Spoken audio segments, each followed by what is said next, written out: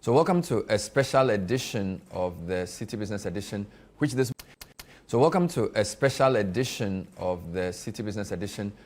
morning we'll be speaking to a company started in Ghana doing some great things across the African continent. We'll explore the themes of identity, data, and integration. We'll also look at exporting Ghanaian solutions, African solutions to African problems, and building robust multinationals that properly depict the African journey. All of this and more when we come back with my guest, who is the founder and CEO of the Margins Group, Moses Bading. Stay with us. Welcome back. So, on the last day of June this year, the Republic of the Gambia went live with its own official GAM ID, which really marks a turning point in that country's effort to use data to develop. Behind that project was a Ghanaian company headed by Mr. Moses Bading. Today on the Citi Business Edition, we'll be talking to him about the journey of the Margins Group and the success of the Gambia project and what this means for African solutions to African problems. Moses, thanks for joining us. Good morning. Good morning, brother. How are you doing? I'm well. Wonderful. I think it was on the last day of June that we heard that the Margins Group had officially launched GAM ID and also commissioned their new National Identity Management Data Center. What happened on that day? Just give us a quick overview of the importance of what happened in the Gambia. Well, on June 30th, we commissioned two things. Mm-hmm. We commissioned the data center, National Data Center for the National Identity System of Gambia, which we designed and built. And that data center is what will house the sovereign data of all citizens' information in Ghana, in Gambia. It will also be the point of integration that connects to both public and private services for Gambia. Then, on top of that data center, we also integrated the issuing and delivery system of the National ID card, which is a subsystem that connects to the data center and issues unique national ID cards with unique numbers, meeting the ECOWAS specification, including the ICAO specification for travel across West Africa, as long as have 16 different applets for both public and service use. And this issuing system can not only issue cards in Gambia, but also all over the world, connected to that data center. And symbolically, the first person to be issued with the Gambian national ID card that meets all the international specifications, like the Ghana card, was His Excellency Adam Barrow, the President of the Republic of Gambia. So that set the scene for the issuance of cards to all eligible Gambians. So in Gambia, just like Ghana started, the eligible voters are from 18 and above. So we're starting to issue 18 and above to cover the adult citizenship.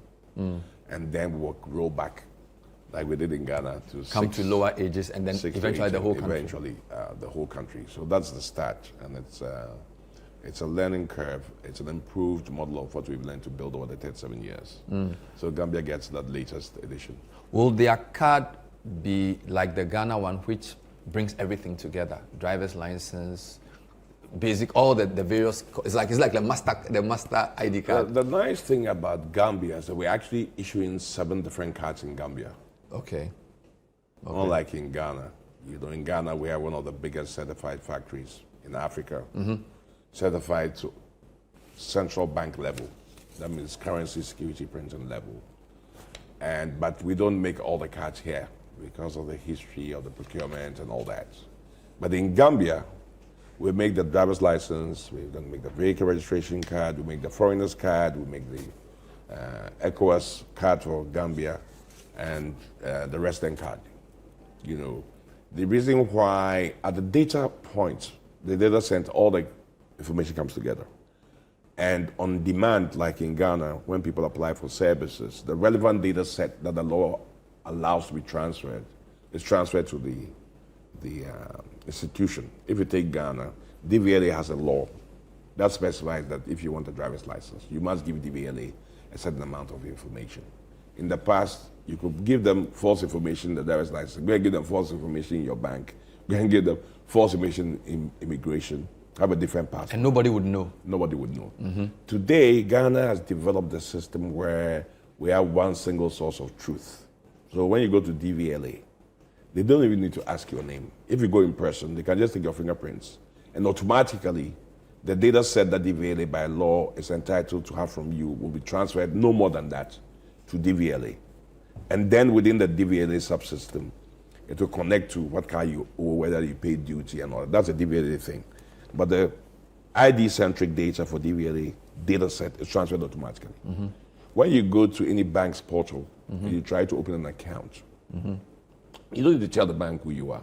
If you put your national ID number and you do a face recognition on your phone, it takes the Bank of Ghana mandated data set and sends you straight to open your account. You can't change anything in it.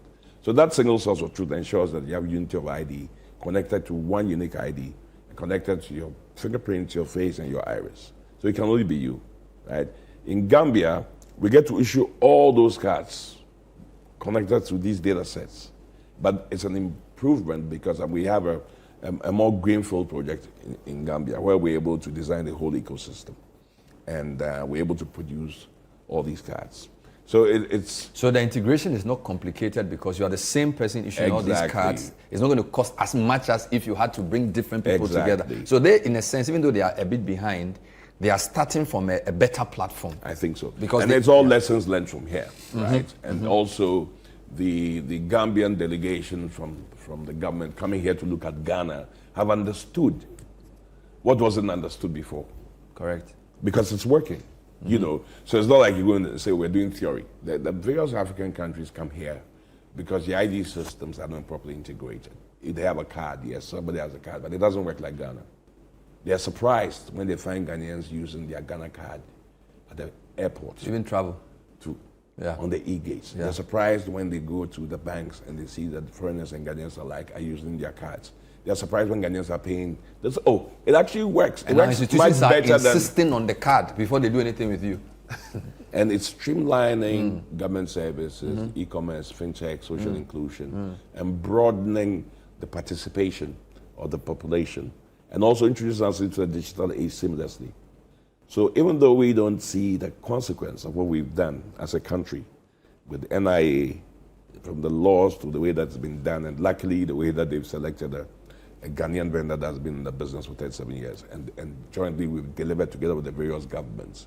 Other people see that and say, look, our system doesn't work like that's the future. So Gambia is sort of an improvement on Ghana. For many years, African countries, when they want to do something very serious, which is value-adding, seminal to their development, would look to either Europe, America, or increasingly maybe Singapore or Korea or China. So it's not very common to have an African sovereign go to another African country and say, I want you to design this intelligent system, which requires various things. And not only are you conceptualizing it, they want you to design it. You've helped them finance it. And your own guys build it, you train them. It's very different from what I've covered, all right? So talk to me about how that feels when they see that, these are Ghanaians. Are you sure there are no Indians or Chinese behind the things? Like, you're all Ghana people, trained in Ghana. How does that feel and how does that come across when you go across the continent?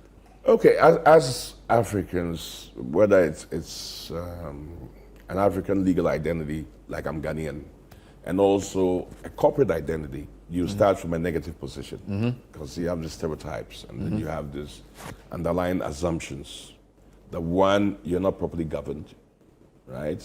You're not properly compliant with regulations. You're not transparent.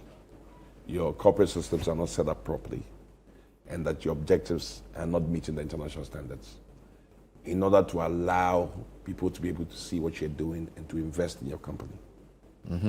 And this is, of course, historic because we already, because of the slave trade and all that, there's a perception of negativity about what you're capable of as an African. And one has to overcome that. And you can overcome that on the way that you're trained and the way that you're educated. That's one. Two, it is true that most African companies are not properly run. It is a truth. And you can find the reason why in two things. One, that people are not properly trained on how to run companies. And they don't have the right personnel in order to be able to run in a proper structure that allows you to be competitive, transparent, efficient, and effective in the way that international companies are run. So people are confident in the way that you run things. Things are open. You don't have two invoice books. You don't have all this kind of funny things, right? And one also has to do with the environment. Because if the environment does not reward good corporate governance, it forces companies to cut corners. And good practices, then companies will cut corners because that's how they can survive. If the GIA man is only interested in a bribe, instead of coming to see that you're contributing to the government, and if the government selects people not on the basis of their competence, the taxes that they pay, and how good their corporate governance is, and how many people they employ, and what impact they have on the society, but on any other basis, then you're going to have a reaction that people are going to respond to those market conditions. And so when they respond to those market conditions, they will cut corners. When they cut corners, they cannot build companies that can stand the test of time. It's a rational matter. You get me? So now, balancing the rational with the irrational in the environment that you're in is very difficult. Sometimes you're working on the edge of criminality and compliance and so on. But every problem has a solution. It might be difficult, but it has a solution. What you're pursuing is to be able to be a corporate that's respected, that's well governed, that's transparent, that's run according to good corporate practice, but at the same time being able to solve problems within your environment whilst maintaining a certain international reputation. I'll come to the international one because I know you have all your ISO certifications, but which means that the perception of Ghana is critical beyond even knowing what you are capable of doing. If they hear you are a Ghanaian company, there has to be some respect for the country you are coming from to give you some entry. For example, generally, when somebody wants to buy a car, they say the car is made in Germany. So, okay, there's a certain reputation, or Japan, or the US. So what I'm trying to say is that country reputations precede company reputations. And so, even though we are saying things are not perfect here, if you take Ghana for places like Gambia, DRC, and other places, there has to be some respect for our way. The advantage that Ghana has is that in Africa, Ghana is very respected, despite all the other things that I've said. Because in actual fact, when you look at Africa, Ghana actually has more institutions. And even in the index of transparency, all the other things I've said, Ghana is quite good if you are talking about Africa. So if you go to Uganda, Tanzania, DRC, Zambia, wherever you go in Africa, people respect Ghana. There is some historic reason. Good. And there's some other genetic DNA in Ghanaians. And I use genetic. Yeah. In a very broad sense. In a broad sense, not in a biological sense. Not in a scientific sense, yes. That engenders that belief. It starts from people like Nkrumah.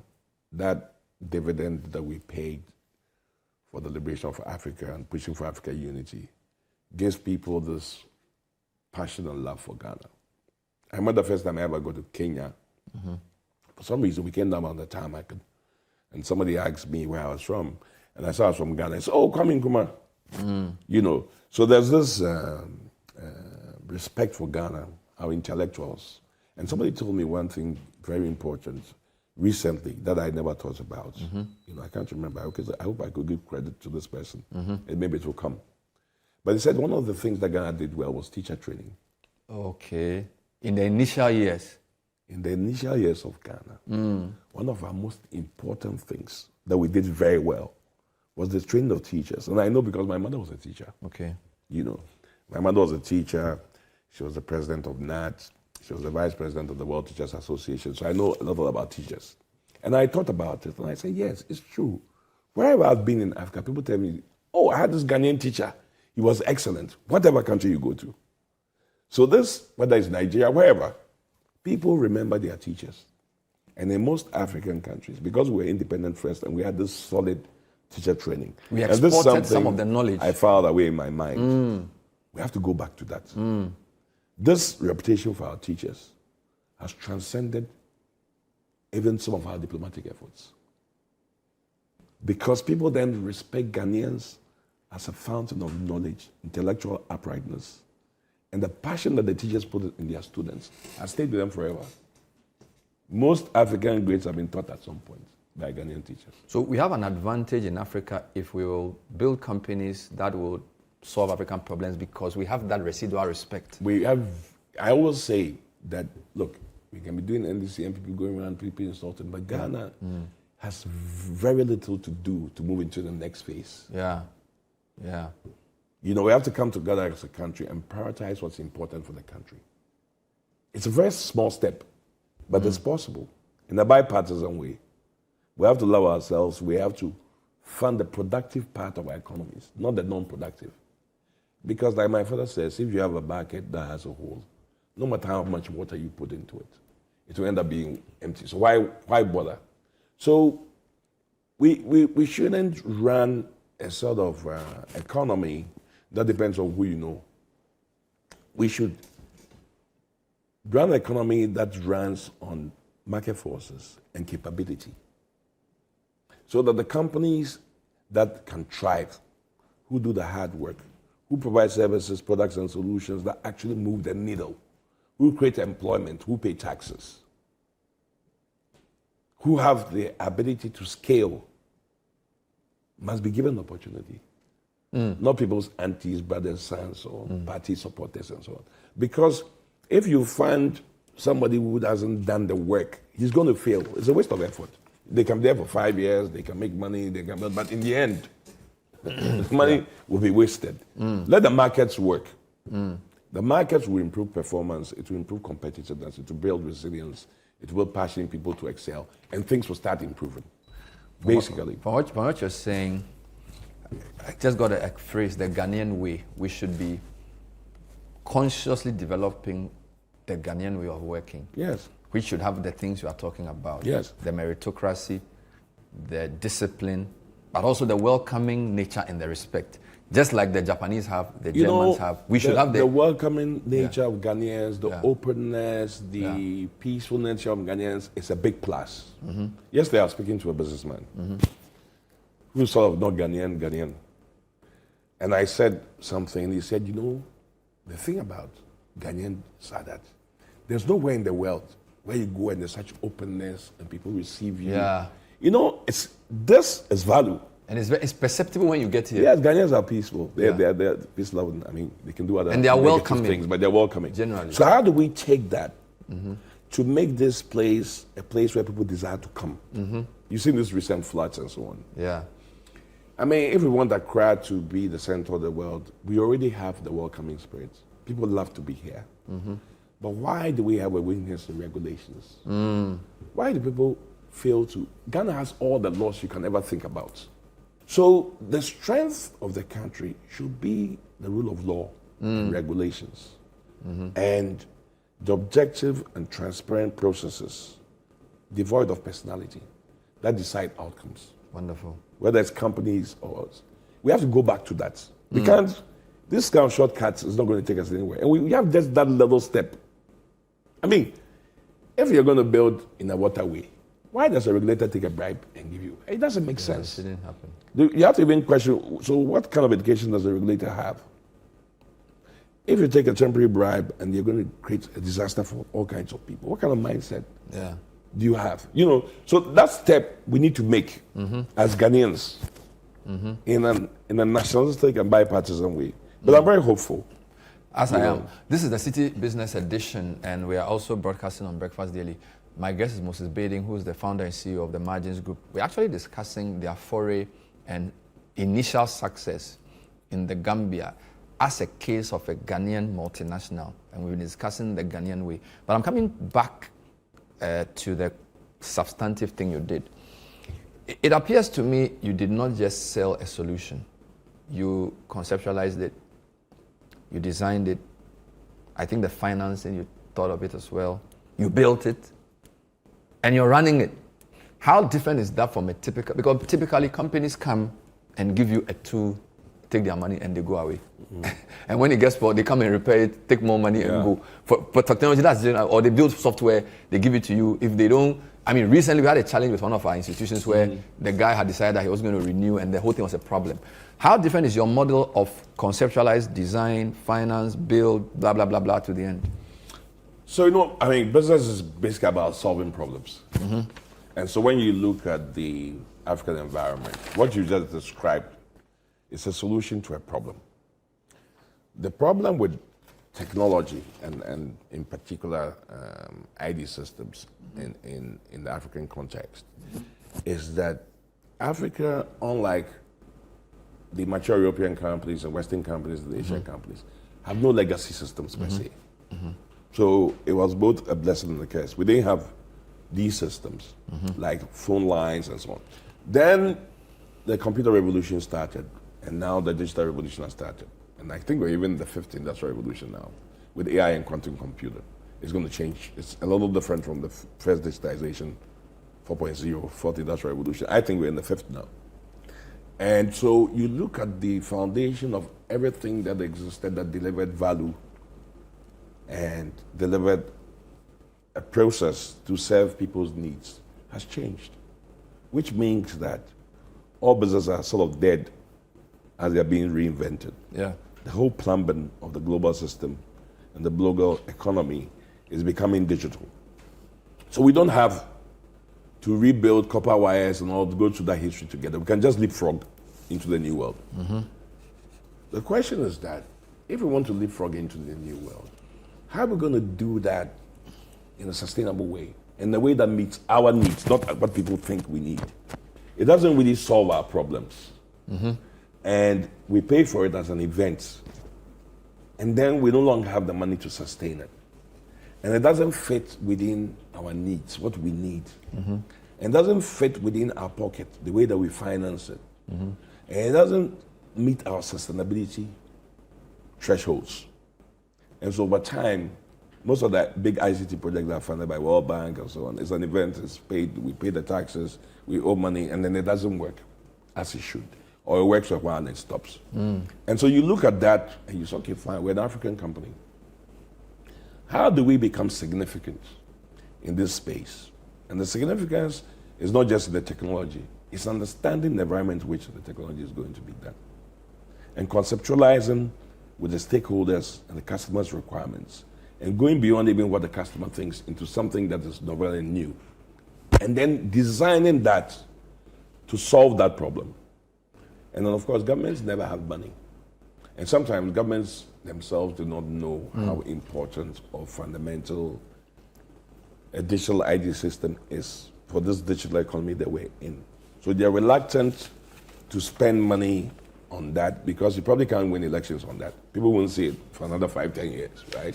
So building a school and building a road or doing something else is something that people can see.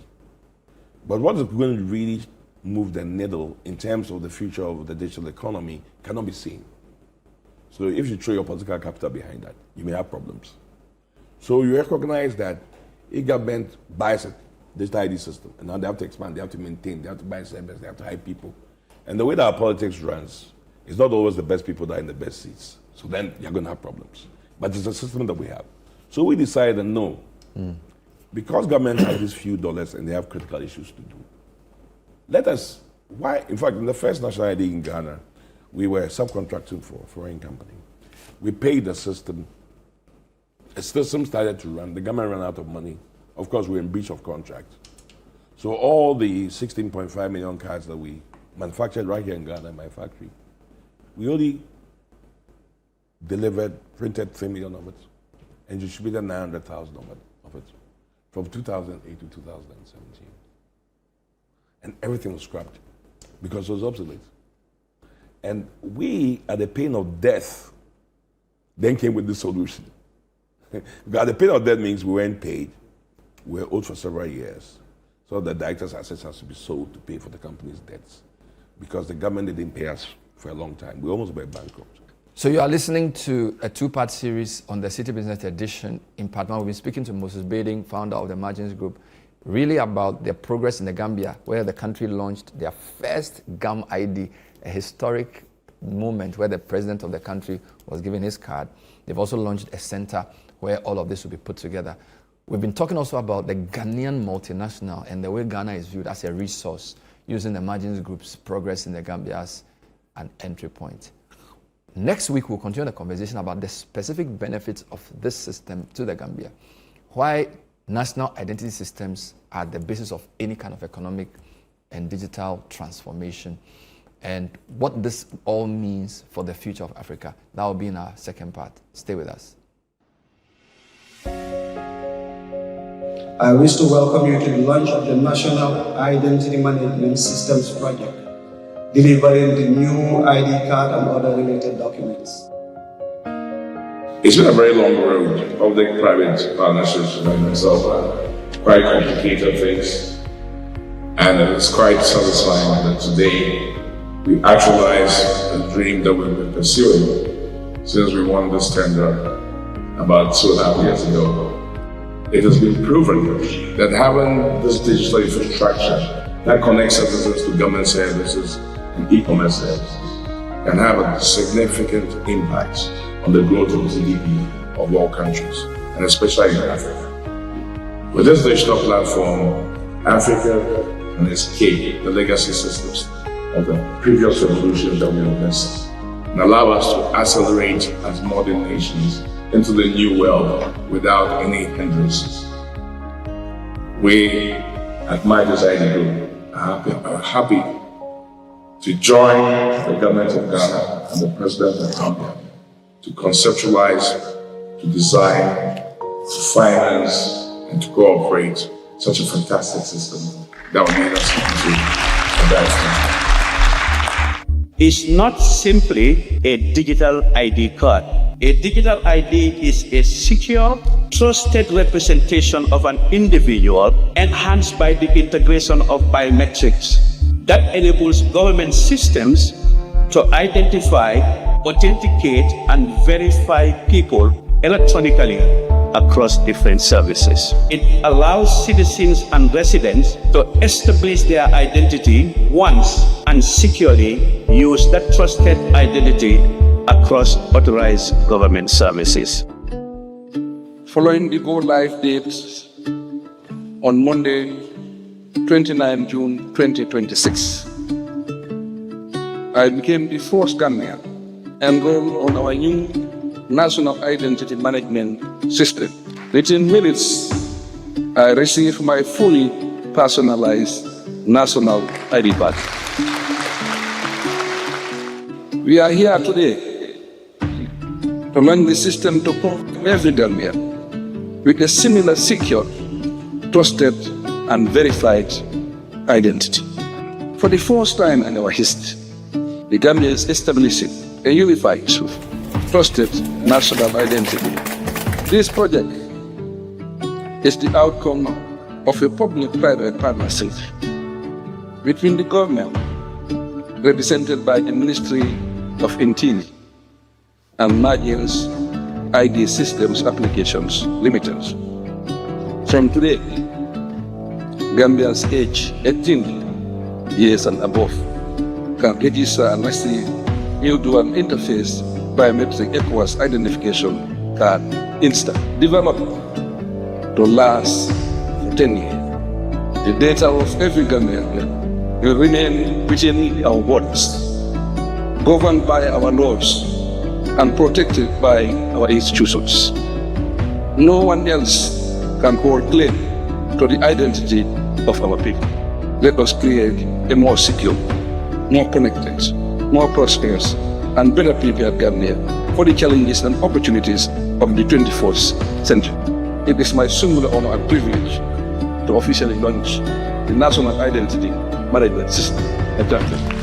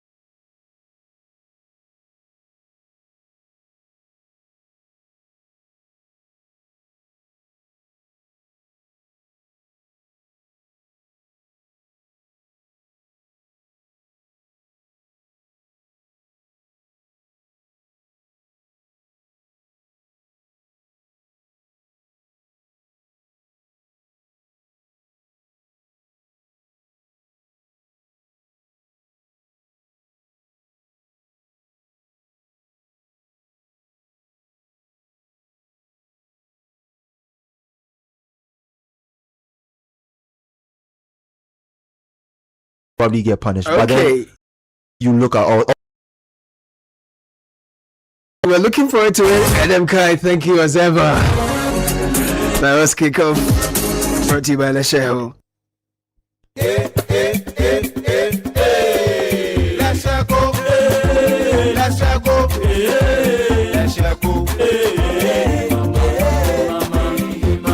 If you need unique services, innovative financial solutions, we deliver on our promise, cause we are number one. Let's go, we improve your life.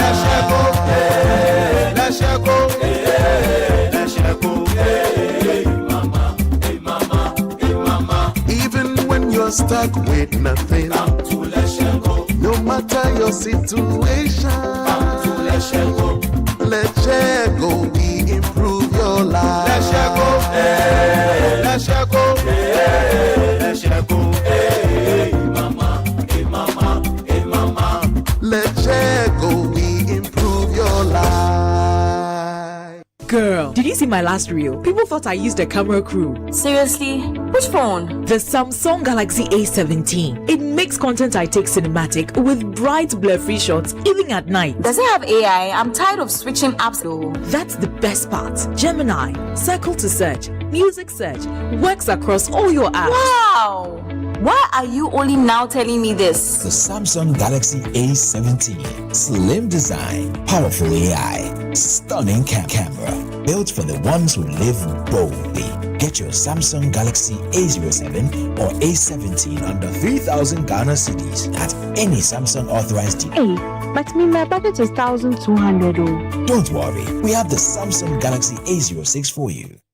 Take advantage today of Trelidor's Big Blue Sale. Big Blue Sale. Save up to 30% on Africa's strongest burglar proofing. Choose our expandable security doors or fixed burglar bars for windows, exquisite louvers, and griffin guard. A strong woven stainless steel door that lets the air in and keeps bugs and burglars out. The Trelidor Big Blue Sale ends on the 31st of July. Call 0561 242424 today or Google Trelidor, Africa's strongest burglar proofing. Only basic bank is for all. We've got what you need for your business and family. Whatever you need, you can count and call on us. Only basic bank. Only basic bank is for all. We are not just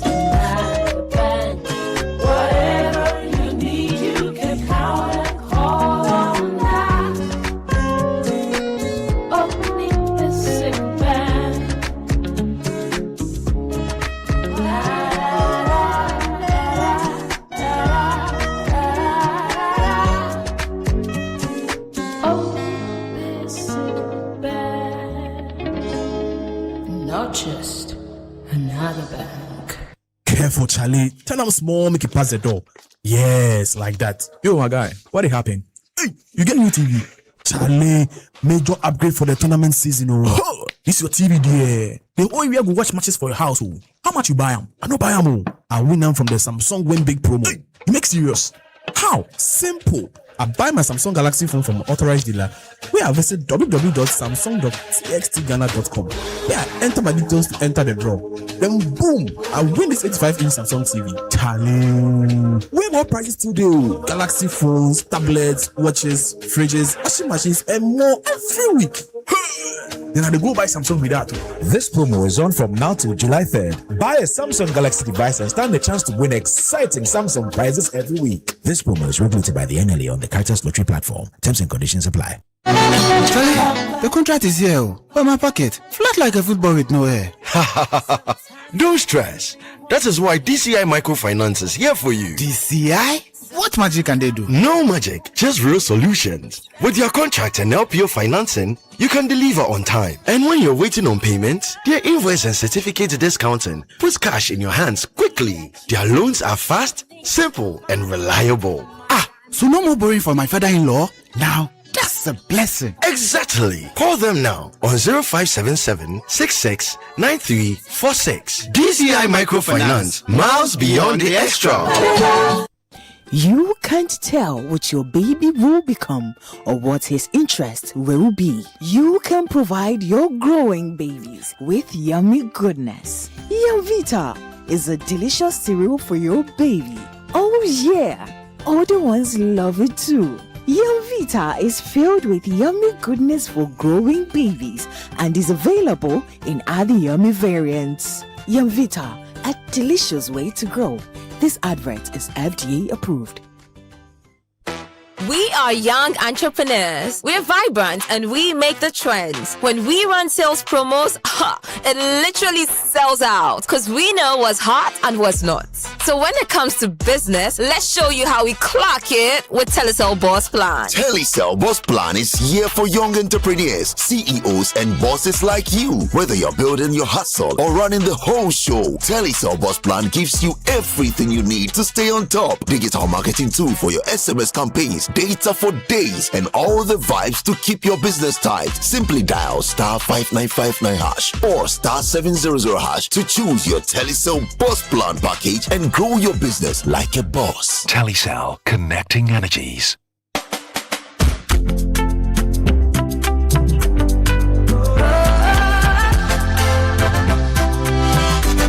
From the heart of Africa we stand, building dreams across the land. Every step we lay aside, helping you rise, taking you higher. Strong as a group, close as a partner. Bank of Africa lifting you higher. African Bank with global reach. BOA make your future glow. Strong as a group, close as a partner. Bank of Africa lifting you higher. African Bank with global reach. BOA make your future glow.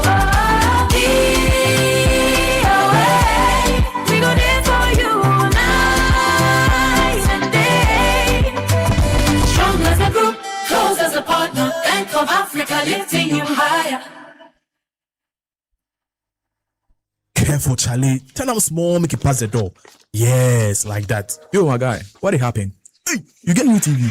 Charlie, major upgrade for the tournament season. Oh, this your TV there. The whole area go watch matches for your house. Oh. How much you buy them? I don't buy them. I win them from the Samsung Win Big promo. Hey, you make serious? How? Simple. I buy my Samsung Galaxy phone from an authorized dealer.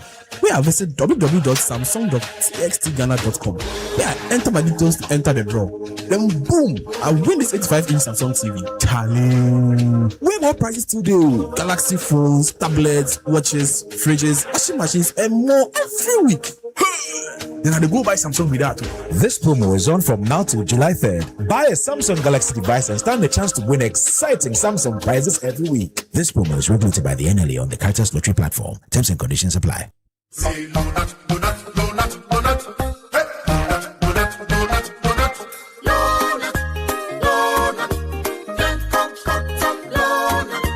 Donut, donut. Malaria super donut. Everybody follow not sa malaria. A 3D till no not now. Ogonto. Malaria chill. Oh, popo. What when the day? I want the no donut.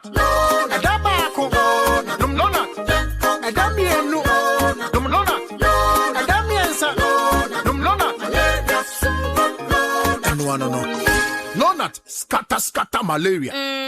Lonat ide scatter malaria. A quality product from Blaze GVS Pharma. Yenshishemu hu se malaria wa wumojam ansana wanum Lonat. Na nam yensearch na malaria no daso wo ho a ko hu dokota. This advert is FDA approved. Keep out of reach of children and report all side effects of this medicine to your healthcare provider or to the FDA using the Med Safety app.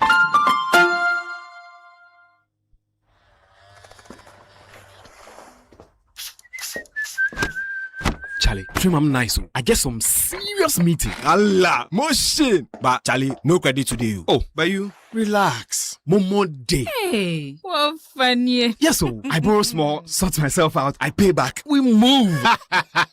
Spot there. Ah, Charlie, you sure say you dey pay back? Yes, so that anytime somebody else they need them, Momo day.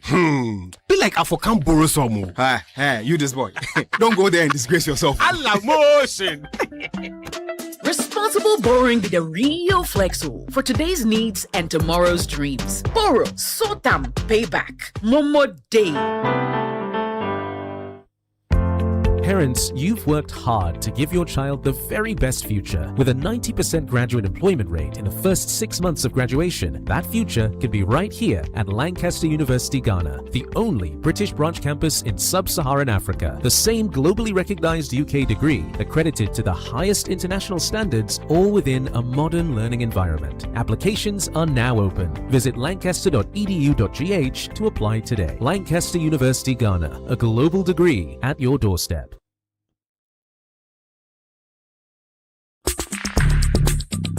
Join the conversation on the City Breakfast Show on Facebook at facebook.com/City97.3, Twitter at twitter.com/City973, and Instagram at instagram.com/City973 with the hashtag CityCBS. This is the City Breakfast Show, the city's biggest conversation. Unleashing the power of relevant radio. This is City 97.3. Tweet. Where's what? Tweet. Now we know tweet. I'm on the one and the Gumba will now. International fisherman. And this is our letter to the government. Gas me, let them me ole. Hey yo, sound boy. I tell me I eat a punch for Ganshona. I live very close to the Colena. Hold your doors left phone corner. We do pum at the quick. No more. We catch fish for the whole nation. She got no fuel on quotation. The butter brought in the inflation. The City Breakfast Show. Rise above the noise. Yesterday, long our boats and my sword. 3 die and go to the god. Don't be nine, why I would on your word. NMFN, no stability. One lack, storage facility. Yes, incompatibility. I came in about the 1 way and a bucket. Then they call me fisherman. Hold on, international fisherman. Then they call me fisherman. Hold on, international fisherman. Together, man, we no go fishing. Together, man, we no go fishing.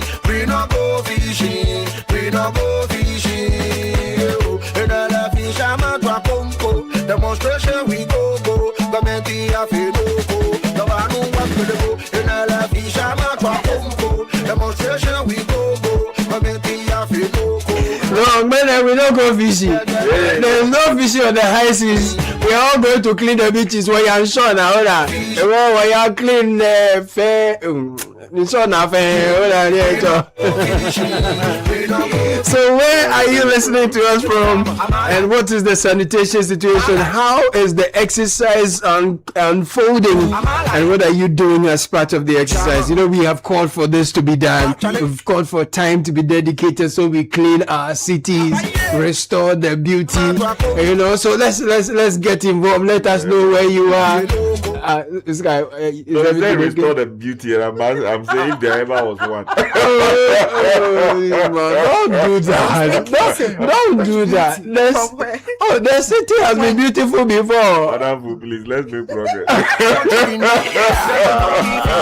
Now this morning you are forming Sambalas and Tobias. We are going to clean that thing. They go clean things. Certainly. You see my coolie. I see that thing. I see your Wellington boot too. That's right. Then I have my, t-shirt, army collar. Then I have my jeans. Because they say the people when they are buying inside, they say make the wear jeans.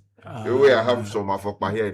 So when we finish now, we are going to enter that thing. Channel baller, we will clean up. It is very important. Yes. All the baller will go today. Today, tomorrow, we don't go fishing. Yeah, we have to help the mind to achieve its objectives. It is very, very important.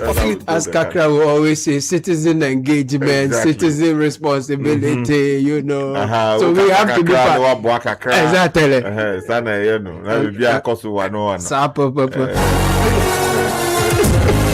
So let me know where you're doing the listening from, and let me know how the sanitation situation is in your neighborhood. Whether you're at work, you're home, wherever you find yourself, what's the sanitation situation? Talk to me. In the meantime, Sapient and Vision is a proud subsidiary of Innovari. They are inviting board risk committee members, ExCo CEOs, managers, and risk professionals to the 9th edition of Risk Summit Africa. The theme is Global Risks, Local Impacts, building strong systems and institutions for a resilient future. We're doing this from the 29th to the 30th of July 2026. Crown Forest Hotel near Winneba is where it's happening. 8 a.m. each day. Summit is an exclusive off-site experience with high-level conversations, powerful networking, and curated moments to unwind and recharge. Delegate packages include 16,000 Ghana cedis full accommodation, all-inclusive summit experience, and 11,000 Ghana cedis summit participation only, and exclusive of accommodation. Register at risksummitafrica.com. Call 0540-668-414 for more inquiries today. Step away, think deeper, lead stronger. It's feeding time. One for you, one for me. Yum Vita infant cereal with milk is making feeding time easy. Enriched with 16 essential vitamins and minerals. You only need to add previously boiled water. 3 exciting variants: wheat, rice, maize, for an amazing price of 5 Ghana cedi 50 pesos. This is real value for money, affordable, nutritious, and convenient. Yumvita, good nutrition for a strong start. Pambros Salt Industries Limited has been in existence since 1958. We're introducing our latest product, Pambros Refined Iodized Salt, now available in 250 gram and 500 gram sachets. Just a pinch of Pambros Refined Iodized Salt brings out the taste of the food. Pambros Refined Iodized Salt is available in all major markets, supermarkets, and local provision shops nationwide. 0266 823-589. Pambros Iodized Salt. Kitwa bi peti adiemu. 0539-986-996. 0539-986-996. This is the number to join the show by. Some of you are celebrating your birthdays. I'll turn my attention to you shortly. Every dream has a home. Welcome to Heritage Christian University, located in Amasaman behind the Olympic Stadium. At Heritage, you are assured of value-driven education that prepares you for the world of work. Our students are challenged to turn ideas into businesses that feed families and empower communities. Admission is in progress for our wide range of undergraduate and graduate programs. 0547-777-731. Heritage Christian University is educating compassionate entrepreneurial leaders. Did you know that the mattress you sleep on can affect your health, comfort, and productivity? Many cheap mattresses are made from low-quality materials that can lead to discomfort, poor sleep, and unnecessary replacement costs. Choose quality, choose comfort, choose durability. We've done this for 6 decades and more.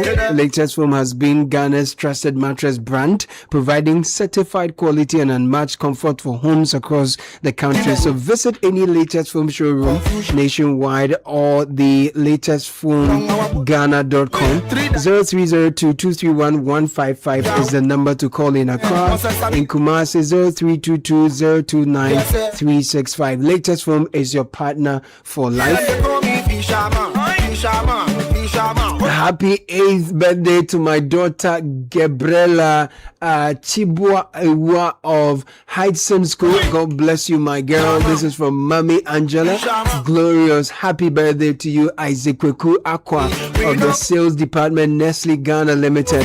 May God grant you all that you wish for yourself. Sky, there are a few more on the page out there. Do we have any more? Okay, this one says, today, the boys and I are celebrating an amazing woman, a loving wife, a devoted mother, and such a beautiful soul. May this new year bring you peace, purpose, happiness, and plenty of reasons to smile. May God keep blessing you, guiding you, and filling your life with His amazing grace. Happy birthday, my love, Lucy Christine Queno. We love you so much. This is coming from your husband, Daniel, and your boys, Joel and Jason. So, Christine, happy birthday to you. Your husband and your boys are celebrating you.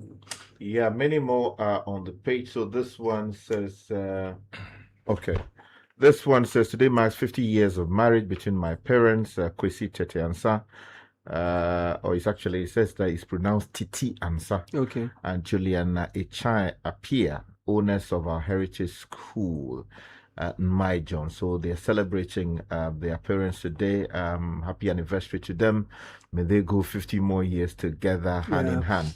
Their 4 children, Kwesi, Yao, Ayebia, and Kojo, wish them many more years of happiness. Okay, so says my father wants to share this message. Okay, yes, good. Okay, another one says, good morning, Caleb. Please wish our former boss, Madame Genevieve Nai Aban, a very happy birthday on behalf of her former staff at Republic Investment Asset Management Department. We wish her long life, good health, and many more years of success. Though it has been 10 years since we worked together, her leadership, kindness, and impact remain unforgettable. Happy birthday, Madame Genevieve. We celebrate you. It's coming in from Edwin, Sophia, Peter, Adoma, Joshua, and Manfred. This one says, happy birthday to Mrs. Dorcas Osafo Sechere, who is the branch head at the Airport City branch of Star Assurance Ghana Limited. You are such a beautiful and an amazing wife and the best mother our kids could ask for. Your love and dedication to our family mean everything to us. A woman who makes our house a home. You are the heart of the family, and we love you so much, more than words can express. From your husband Benny Osafo Sechere and your children Lynette, Lucette, and Lionel, all of Mary Mother of Good Counsel, Airport West. 2 more before we go. This one says, happy birthday to Aswe Kweku and Niyama. Okay. Have a great and blessed day. Comes without the name. And this one finally says, today the boys, did you do this one? Did we do this one? Yes, I think that's for Christine Queen, all right. Yes, from Daniel Joel. Yes, that's right. Yes. So, that's the story. Now, in a world moving towards sustainability, Super Cement is leading the way with LC3 technology and eco-friendly innovation, making us Ghana's best choice. So choose Super Sem Superfast 32.5 hour grade. It's for plastering, mortar, screeding, and block laying. Use our heavy-duty Super Sem Super Power 42.5 hour. It's durable for foundations, coastal works, and high-rise structural works. Super Sem cement dries fast, is waterproof, and it prevents moisture damage, powdery walls, etc. 0553 060 517. Available at all leading building material outlets across Ghana. Super Sem, build your dream. Yes, Caleb, with your indulgence, let me do this one. Coming in from Selassie of Pokus. Now, Selassie says, kindly wish my mother, Mama Maufamo Ansah, who is the former headmistress of Akroso Senior High School. It's a belated happy birthday to her. It's coming in from her children and grandchildren. They say you are a fantastic leader. You have inspired them to reach many heights. May the Lord God continue to bless you so that you continue to be a blessing upon this world. Mama Maufamo Ansah, happy belated birthday. Solid. For those looking for world-class university experience, Lancaster University Ghana is the only British branch campus in sub-Saharan Africa, offering students the same prestigious Lancaster University degree awarded in the UK. With a 90% graduate employment rate within 6 months of graduation, your child gets a head start in today's competitive global market. Students can choose from programs in business, law, computer science, economics, marketing, international relations, and more, all in a modern campus environment designed for success. Applications are open now, so visit lancaster.edu.gh or call 0209 607 008. Lancaster University Ghana is a global degree. Lancaster University Ghana, global degree at your doorstep.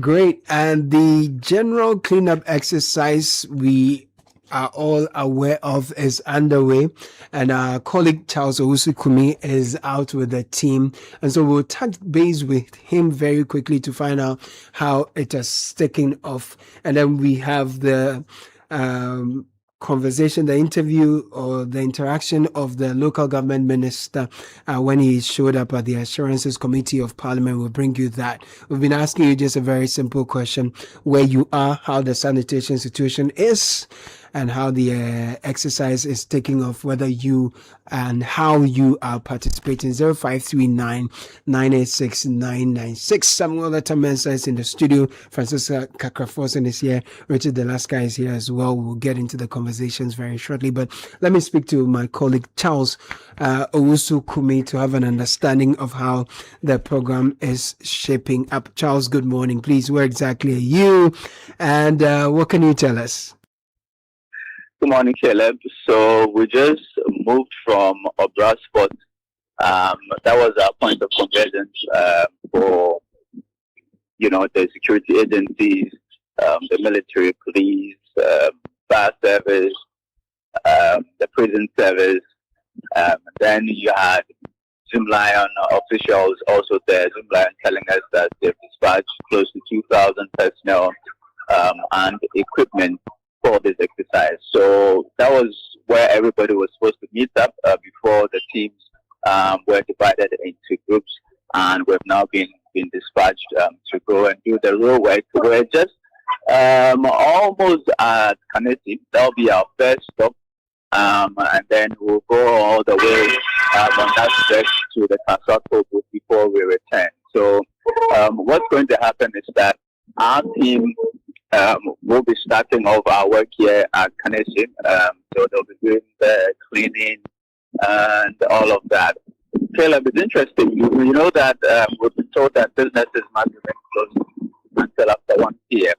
Now, there's a general compliance with this directive. Almost all the shops that we've seen here are closed. And something I noticed at Circle was that the traders who are supposed to be doing great business this morning have closed their shops, and they're joined in the cleanup exercise. Interestingly, also, the United Nations is also helping. So they have the leader of the United Nations here in Ghana bringing her colleagues along to sort of, as she tells me, to show some solidarity with what we're doing here today with the 2-day cleanup exercise.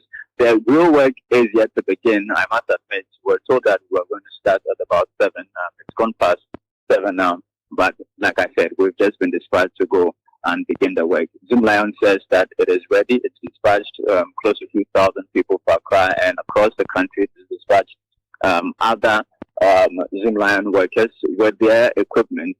The police, when they were coming into the Obra Sport, they brought their own equipment they are going to use. They brought shovels, they brought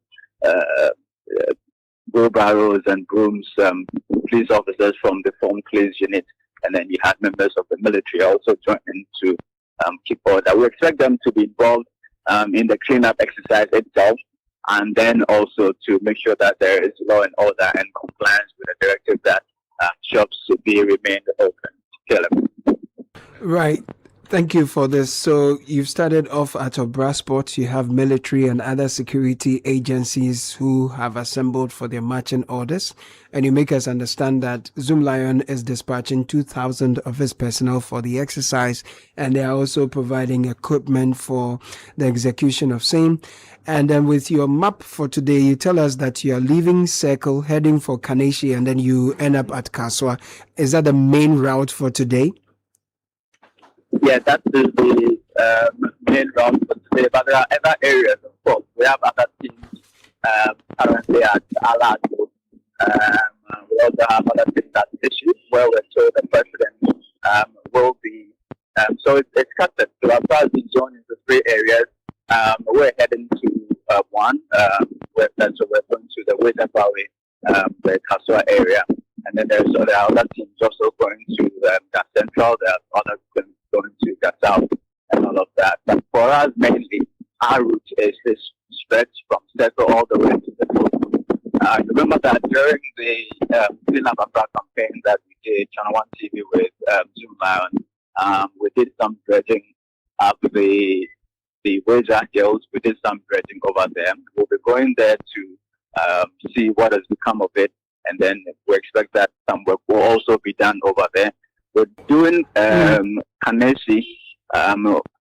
We're also told that if it's possible today, we may go back to Shabu. That was one of the areas where we did a lot of work during the Clean Up Accra campaign, to also go there and continue with the cleaning exercises. Good one there. So this is happening simultaneously. There are teams at Alajo, Teshi, Wejagbawe, Gan South, and other places. So all that will be happening simultaneously. Charles, earlier you mentioned that most of the shops at Circle had closed, but you've also said that the actual work hasn't started yet. So are the traders participating in any way as their shops are closed?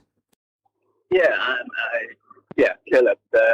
It was good to see that the traders who are close to their shops were involved in their own kind of cleanup. So the markets, they have leaders there in the markets. They have organized them, and they are cleaning their frontages.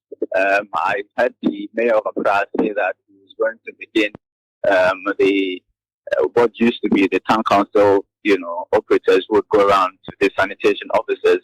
In the next 2 weeks, he's going to deploy them, and he's encouraging people to take advantage of their frontages. Well, those traders, it was refreshing to see that they have already involved themselves in the exercise, even before Zoom Lion and its officers get on the ground and begin to clean themselves. The traders who most of the time are responsible for the refuse that we see here in Circle and other areas are getting involved and responding to the president's call that everybody should be involved in today's exercise. That's refreshing to know. And finally, has provision been made for the collection of the refuse and the silt when we desilt and collect them at the end of the day? Well, yeah, Zoom Lion has assured us that they are ready and they have opened up their collection points, and all of those spaces that were closed hitherto will now be open. And so when we collect the rubbish from today's exercise, the dump sites that were not operational have now been re-engineered sort of to be able to receive the trash. You know that in the past few weeks that has been the conversation. Where are we dumping the trash? We're told that these dump sites have now been reopened. Sorry, Charles, just a bit of clarity. Are we looking at the transfer stations being opened or the landfill side? Is it the transfer stations we're sending these to? The transfer stations that were closed. I asked the Zoom Lion general manager why they were closed in the first place. He said, well, the most important thing is that they have reopened them and they have enough capacity to be able to collect today's trash. So we shouldn't have the problems that we had in the past.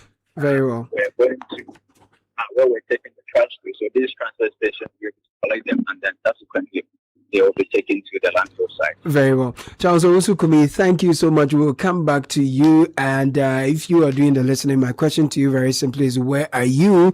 What's the sanitation situation? How's the exercise ongoing? Charles has given us a quick view of how the exercise is looking like. Military involvement, police and para-security agencies, they've taken off at Obrasport. They are heading for Kaneshi. They'll be ending up at Kaswa toll booth. However, simultaneously, the exercise will be going on around Alajo, Teshi, Wejagbawe, Gan South, and other parts of the city. He tells us that traders have shut their shops at Circle, and most of them have engaged in some cleanup exercises. He's told us about the efforts made for transfer stations have been opened so that collection can take place and subsequent dumping will be done. He tells us also that the UN, United Nations, is joining the exercise as well. So wherever you are, some of you are sending me pictures already. I like it. Let's get to know. I see more people around the Belink Bay area participating. 0539 986 996 0539 986 996. Let me hear from you. Now, Zenith Bank is saying stay alert, shine your eyes. When someone calling to be from Zenith Bank, you please shine your eye, because fraudsters can sound very professional, confident and convincing. They may ask you to confirm your account details to help resolve a supposed problem or secure your account. Remember, Zenith Bank will never ask for your PIN, your password or OTP over the telephone, email or via any channel. When in doubt, call our toll-free number 054 2000 111. Shine your eyes, spot the fraud and stop the fraud. It's a message from Zenith Bank in partnership with the Ghana Association of Banks. Right. GRA wishes to remind all withholding tax agents, including VAT withholding agents appointed by the Commissioner General, that withholding taxes must be paid to the Domestic Tax Revenue Division of the GRA by the 15th of every month. Withholding taxes for June this year will therefore be due by Wednesday, the 15th of this month. You may also submit hard or soft copies of schedules indicating gross amount, the tax deducted, names of taxpayers, TIN or Ghana card PIN, from whom the taxes were withheld. Failure to pay taxes by the due date attracts an interest of 125% of the statutory rate compounded monthly on the outstanding tax. So toll-free number is 0800 900 110. info@gra.gov.gh is where to send your email. Send us a WhatsApp 055 299 0000. Know your taxes, pay your taxes. Let's build Ghana. The local government minister has been speaking, giving some clarity ahead of today and tomorrow's general cleanup exercise at the Committee of Assurance. But just before I engage my colleagues in the studio, this July, Ghana will host global energy leaders and experts at the Ghana International Petroleum Conference, GIPCON 2026, on the theme, Building a Resilient Downstream Policy, Innovation and Investment for Growth. His Excellency John Dramani Mahama, President of the Republic, will be the distinguished guest of honor. Speakers include the Sector Minister, Dr. John Abdullahi Janapo, the CEO of NPA, Godwin Adiji Tamaklo, CEO of Chamber of Bulk Oil Distributors, Dr. Patrick Alfori, and Dr. Riverson Opon, CEO of Chamber of Oil Marketing Companies. It's happening from the 16th to the 17th of this month, 8 a.m. each day. Palms Convention Center, the Palm Royal Beach Hotel is the venue. There'll be an awards night, downstream awards and gala night that will happen on the 18th at Kempinski Gold Coast City Hotel, Accra. Gipcon.com is where to register. 0558 223 678 is the number to call. I've had lots of messages telling us about engagements from listeners, telling us where they are and how they are engaging in this process. But I think so far feedback is good. What's your reviews of the exercise so far? I thought you wanted to play the minister's voice. So he gives us some clarity on what exactly. Okay, then let's get to it then. Yeah, let's get to Ahmed it. Ibrahim. Yes, the local government minister. Then on the environmental aspect, for the past 1 week, yesterday, it was because of the environment. That's why I was not here. And that's why I asked you where you come from. I was in Takoradi for National Sanitation Day. And when we went to Takoradi, that was the third time I was there. The Takoradi sanitation was given to Honorable Benan, a former member of parliament from here. I was in the local government committee. So you can't blame the Takoradi mayor then. Benan was the one who was doing the Takoradi landfill site and waste management thing. We went there. The place was very appalling. Then I asked him, Honorable Benan, you are one of the local government committee members and you are in charge of this. The things you are seeing, can you do it? Then the MCE said, oh, if you take it for him and give it to her, we can do it. And I said, you can't do it. They said they could do it. Benin has run away and left the contract. Your government could not pay, and government was not paying. It wasn't Zoom Lion, nor Jospon. These are things people don't know. They took it from Benin, then gave it to Takoradi MCE. When I went there, none of the MPs was in the National Sanitation Day. That's why I asked you. But the one from Shama, the MCE, very active. So clearly, the environmental issue that we are asking of, the leadership is not only from that, it was the MCEs, and it was a request they made. Take it from him, give it to the assembly, we can do it. They took it from Benin. Benin ran away. They took it and gave it to you. Then Takoradi, they gave you 25 million as your common fund. No, I'm telling you, I didn't go to Kwesiminta, I went to Takoradi, so I'm using that as an example. Then I asked him, the 25 million Ghana cedis they've given you, this year you are going to have 32 million. Then we say use 10% on environment, sanitation. The 10% for the year is 2.5 million. Are you sure this 2.3 million can you recruit people and pay them, buy logistics to carry the field, manage your hospital waste, your industrial waste, all this kind of, that is highly negligible, clearly. And that is what you say you could do it if you build capacity. What is capacity? Capacity is funds. Capacity is logistics. Capacity is infrastructure. You don't have it. So people were just looking at sanitation as sweeping and carrying the waste. The whole Greater Accra, as I speak to you, there is no landfill site. So if you say you are assembly, they should give you the money, you sweep and carry the waste. Where will you take it to? If you carry the waste to the landfill site, you have to make sure that you take the plastic and recycle them. If you don't have a recycling plant, today you go and dump, tomorrow you go and dump. Next week, where will you dump them? So that is how we were dumping. And all the landfill sites were full. Then no community want you to come and establish a landfill site. So clearly, the environmental issue is beyond the MMDCs we are talking of. So we are now meeting on it. What is it that should be done? It's recycling. In JHS, I'm a writer. I write books. Managing poor sanitation.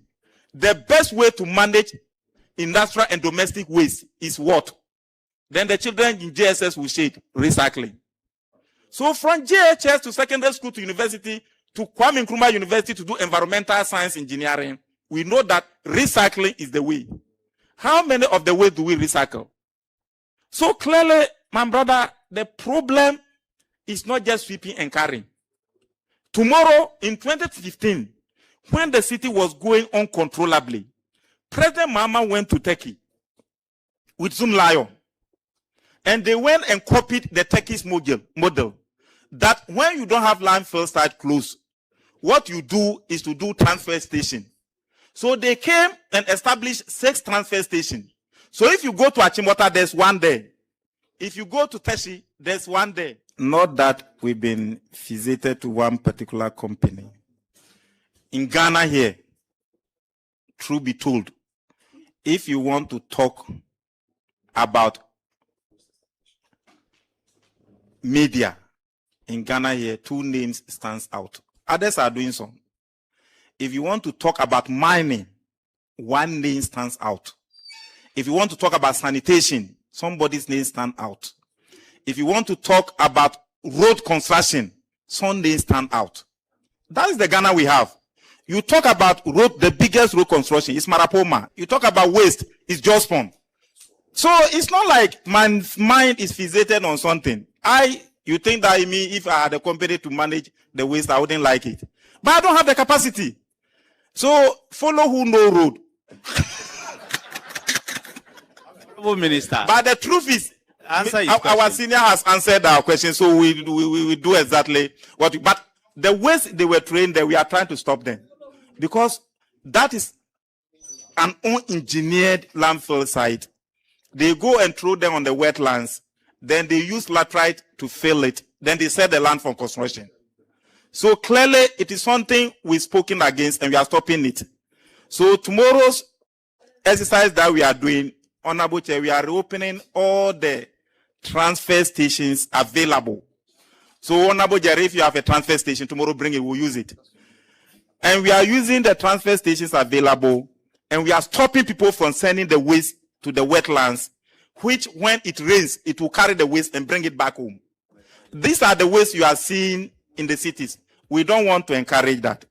Thank you, Mr. Chairman.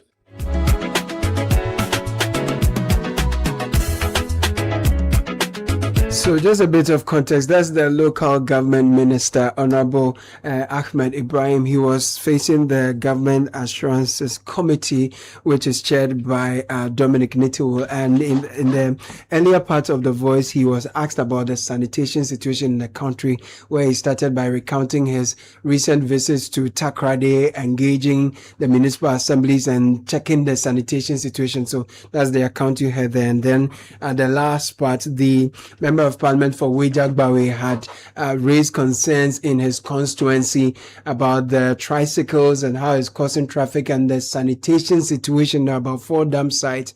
And so the minister was then responding, and he also asked him about today and tomorrow's exercise. That's the response you heard at the latter part. So that's just the context for which you had the minister's engagement so far.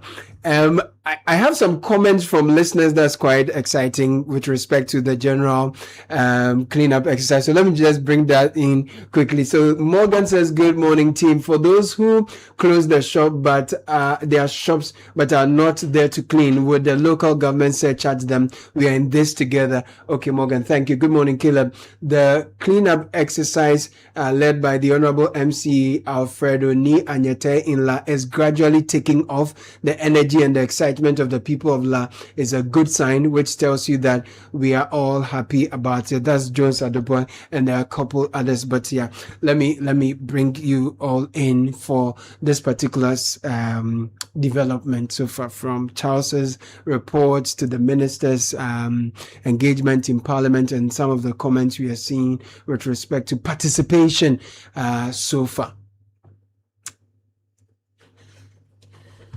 Ladies first. Yeah, okay. Ladies first. It's a very good place to start. When it suits you, ladies first. It's a very good place when to start. When it suits him, ladies You've first. been calling for leadership. Fancy woman. I don't even want to laugh. No, stop. Yes, okay. So, my silence is sort of my expression of my disappointment. Oh. I am so disappointed listening to the local government minister speak about the situation we are in. Okay, I'm so disappointed, and I'm as well irritated listening to him, to the point that I don't even know what to say. Okay. As well, I'm frustrated.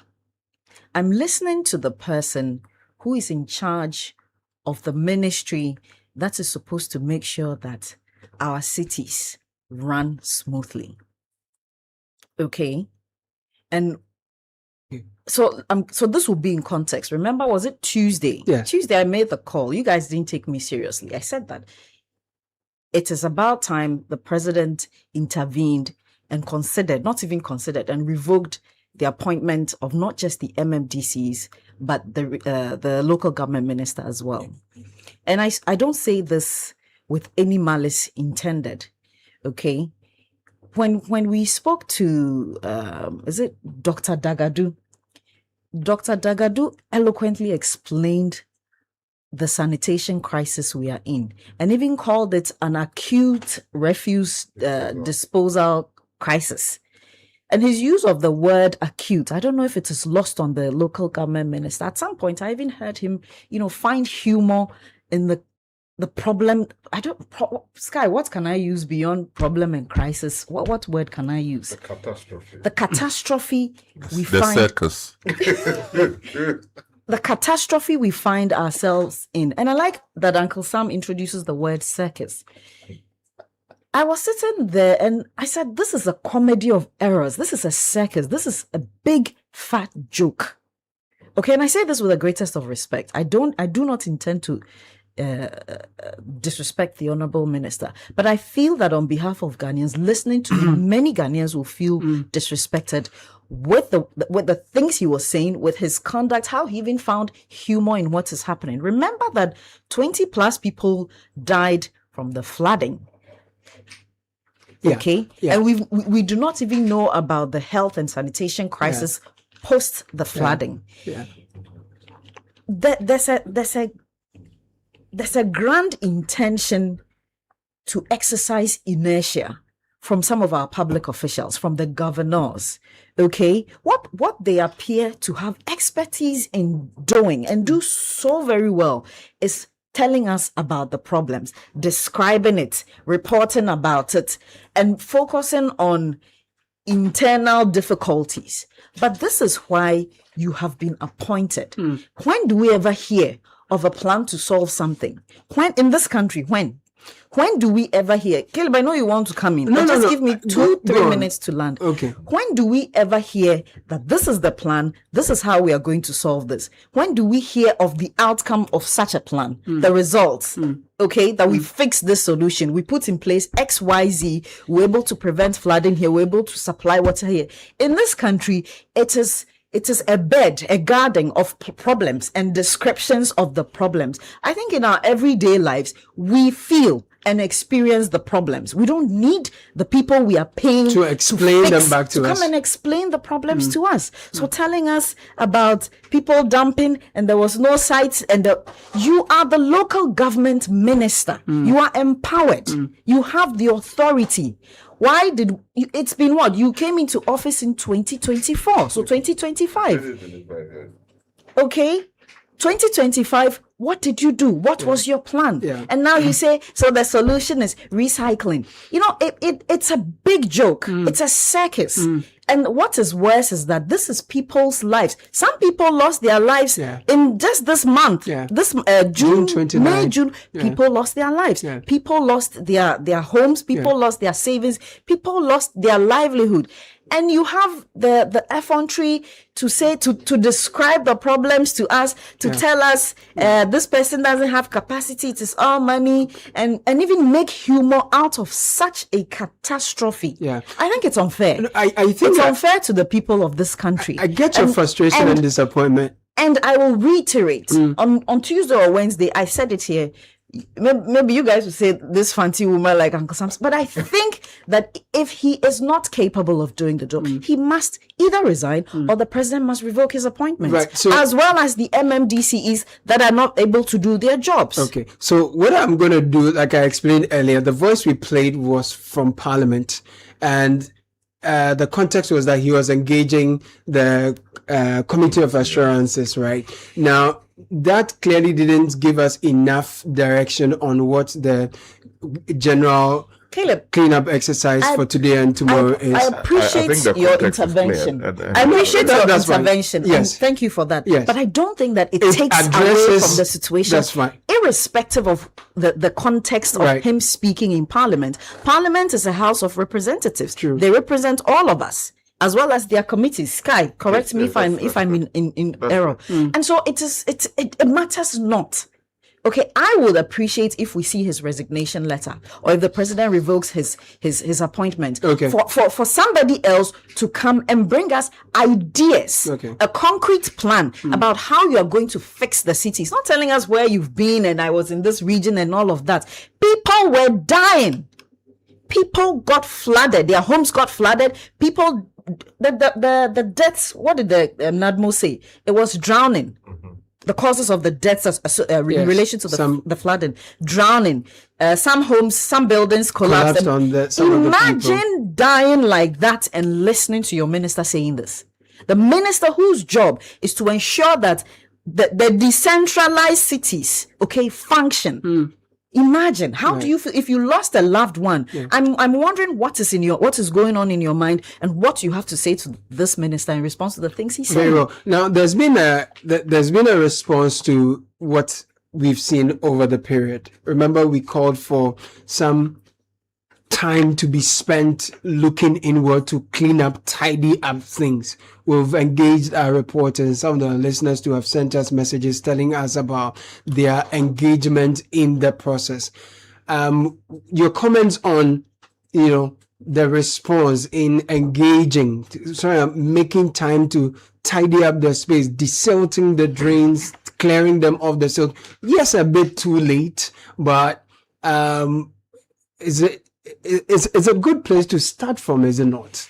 Well, it may appear late, but not too late. At the end of the day, we are in this together. When the floods come, your house may not have been flooded since you started living in a particular community for the past 50 years. But recent developments have come to show us that it's possible that even where you built in a properly constituted place without having breached any rules, building a waterway and all of that, the actions and inactions of certain people can have devastating impact on where you live and what you have worked to acquire over time. So what this exercise seeks to do is basically to say, let us come together, carry out a communal cleaning exercise with the hope of, first of all, desilting the gutters that are still choked, removing garbage which we have left on the streets for the past God knows when, because for some reason we can't find spaces to go and dispose them of. Those of us who have been irresponsible to throw things into the gutters or even leave things just anywhere, because we don't want to take the garbage to where they should be taken to and all of that, we can remove those. Because mind you, if we leave these things there, apart from the fact that there's the likelihood of they causing clogging in the gutters and that leading to flooding in some cases, there's also the real risk of communicable diseases emerging. And when these things happen, while you may have a clean home, the fact that you sometimes eat from outside, your kids are interacting with other kids. You go to the market to buy vegetables and all kinds of things. You do your best, maybe in your home, middle income earner, to reduce some of these things. But the fact is, sometimes you can't be sure. So you are taking making preventive effort to remove these possibilities, so that while you may be doing your best in your home, these things, when you do them, they don't bring problems to you. Because there's an account saying, okay, let me use the one that I understand, which is to say that oko need them na otina need them ni how do they call that? The coop? No, the feathers, the one at the tail feathers, and no abonting. Okay. Which is when did that say? So when did so you understand? Then you get the point. I get it. So you may have kept your home nicely, assuming that you are doing everything. But it's an interconnected problem. Exactly. We buy water in some cases when the GWCL system is not working. You don't know where the people are bringing the water. The water tankers. Exactly. Now, once you get involved in an exercise like this, you are guaranteeing to an extent that you are helping removing one of the problems that may meet you sometime later. So I want to strongly urge all of us to make the time to do our part to ensure that while institutions may well have failed in their own ways to deal with the problems, we are not failing in our civic responsibility to support where it is necessary. Very well. Because you never know, your support may be critical to remove the possibility of a resurgence of cholera, typhoid, which is already a problem for many people, and all kinds of things that are on the loose or on the prowl. So that's the feeling. I mean, clearly, I get the frustration for those who feel that it's been a cycle. We've had this circus and lives have been lost. So we should address it with a certain level of aggression and passion. And we shouldn't be seen to be, doing business as usual with this kind of thing. So in the midst of that, also attempts have been made. Exercises are ongoing. I'm reading comments from some of our listeners. They seem quite excited to be participating in what is a communal exercise. Others are also very angry, like, we are paying taxes. There's a message here that says, I'm listening to Kakra and she's spot on. How can our taxes be used to pay leaders who are now explaining the problems to us? So it's a mix of feeling. It's a mixed bag, and people are in different minds. Pointing that out has its place. True. Yeah, I mean, we actually expect those who have been appointed to especially ministerial positions to deliver at their optimum best. No two ways about that. But we find ourselves in a complex situation. Right. Kakra talked about the devastation caused by the floods. Right. We have lost lives. So this is not a normal situation that we have on our hands. Okay.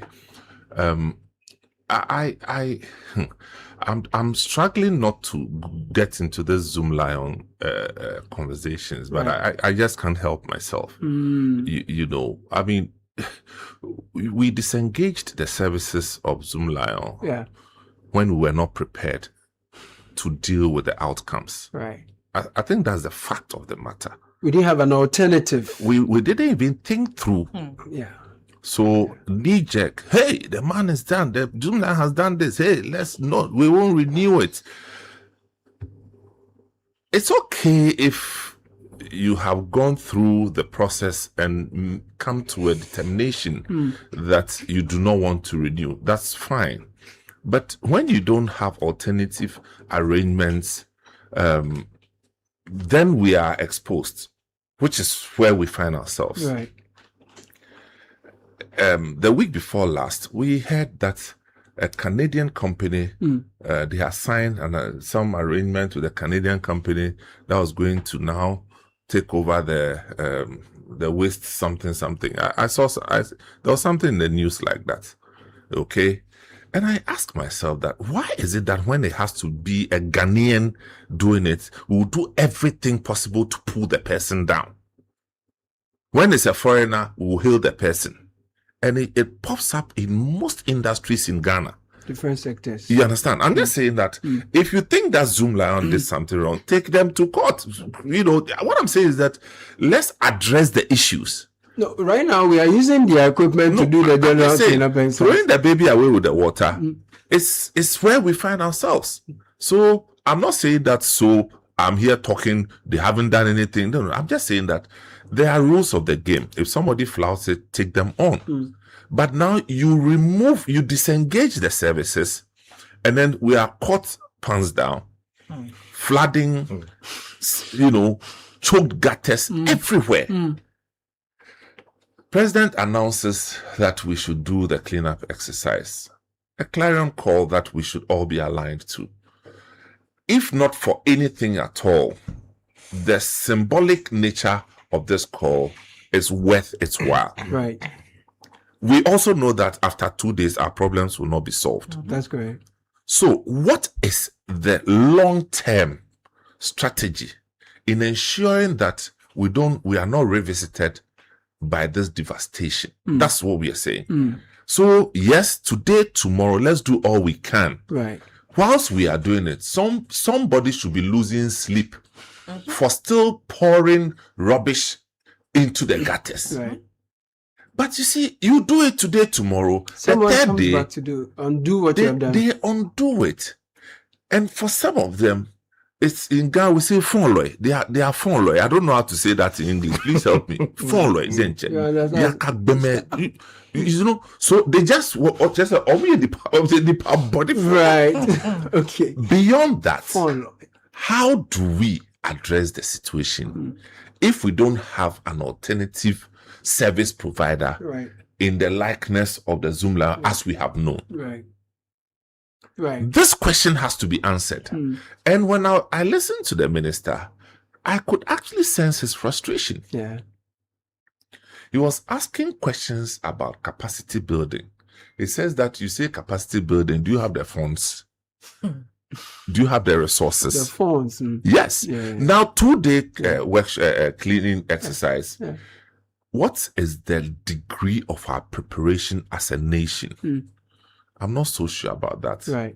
Let's remove this Zoom Lion company. Let's remove them from the equation for these 2 days and check what we have left. Even with the general exercise. That's the point I'm making. It wouldn't be successful. I mean, I this one, I was at Circle.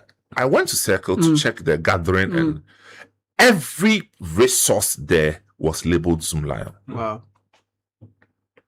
Wow. Before I saw the military and the police and all these people coming, So I'm just saying that we need to interrogate the situation better and address the situation in how do you say it? Holistic manner. Okay. Holistic and sustainable. That's yeah. You see, I just want to reiterate a point someone made. A couple of days ago, I made a similar point. True.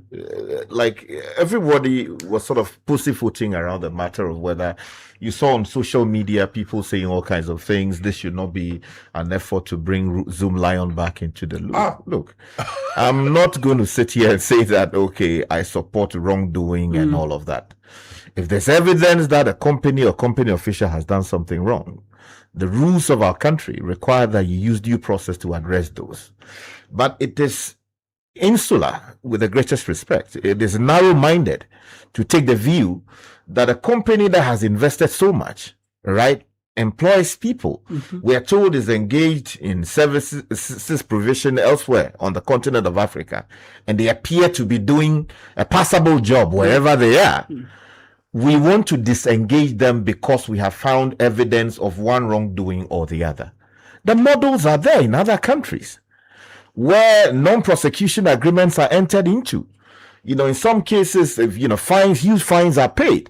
In some cases, officials directly responsible for particular misconduct are taken on, while the vehicle that is the company that is providing a particular service continues to do what it does for the state. Because as I explained the other day, there's something known in public policy as path dependency. Zoom Lion has created that superstructure across the country. Right. You understand? We have not been able to provide an alternative, as Samuel said, to Zoom Lion.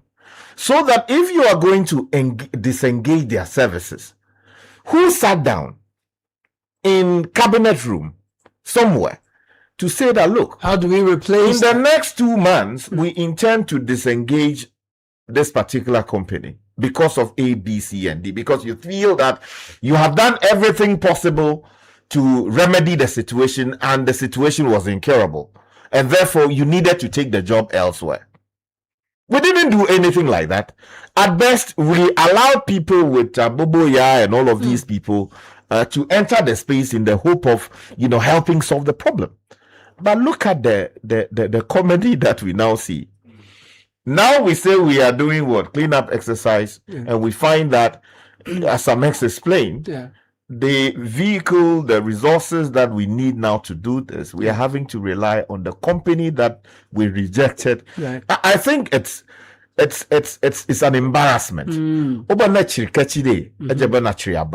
Which is to say that if you say you don't like the raffia, yes, don't sleep on the mat too. Oh, do you understand?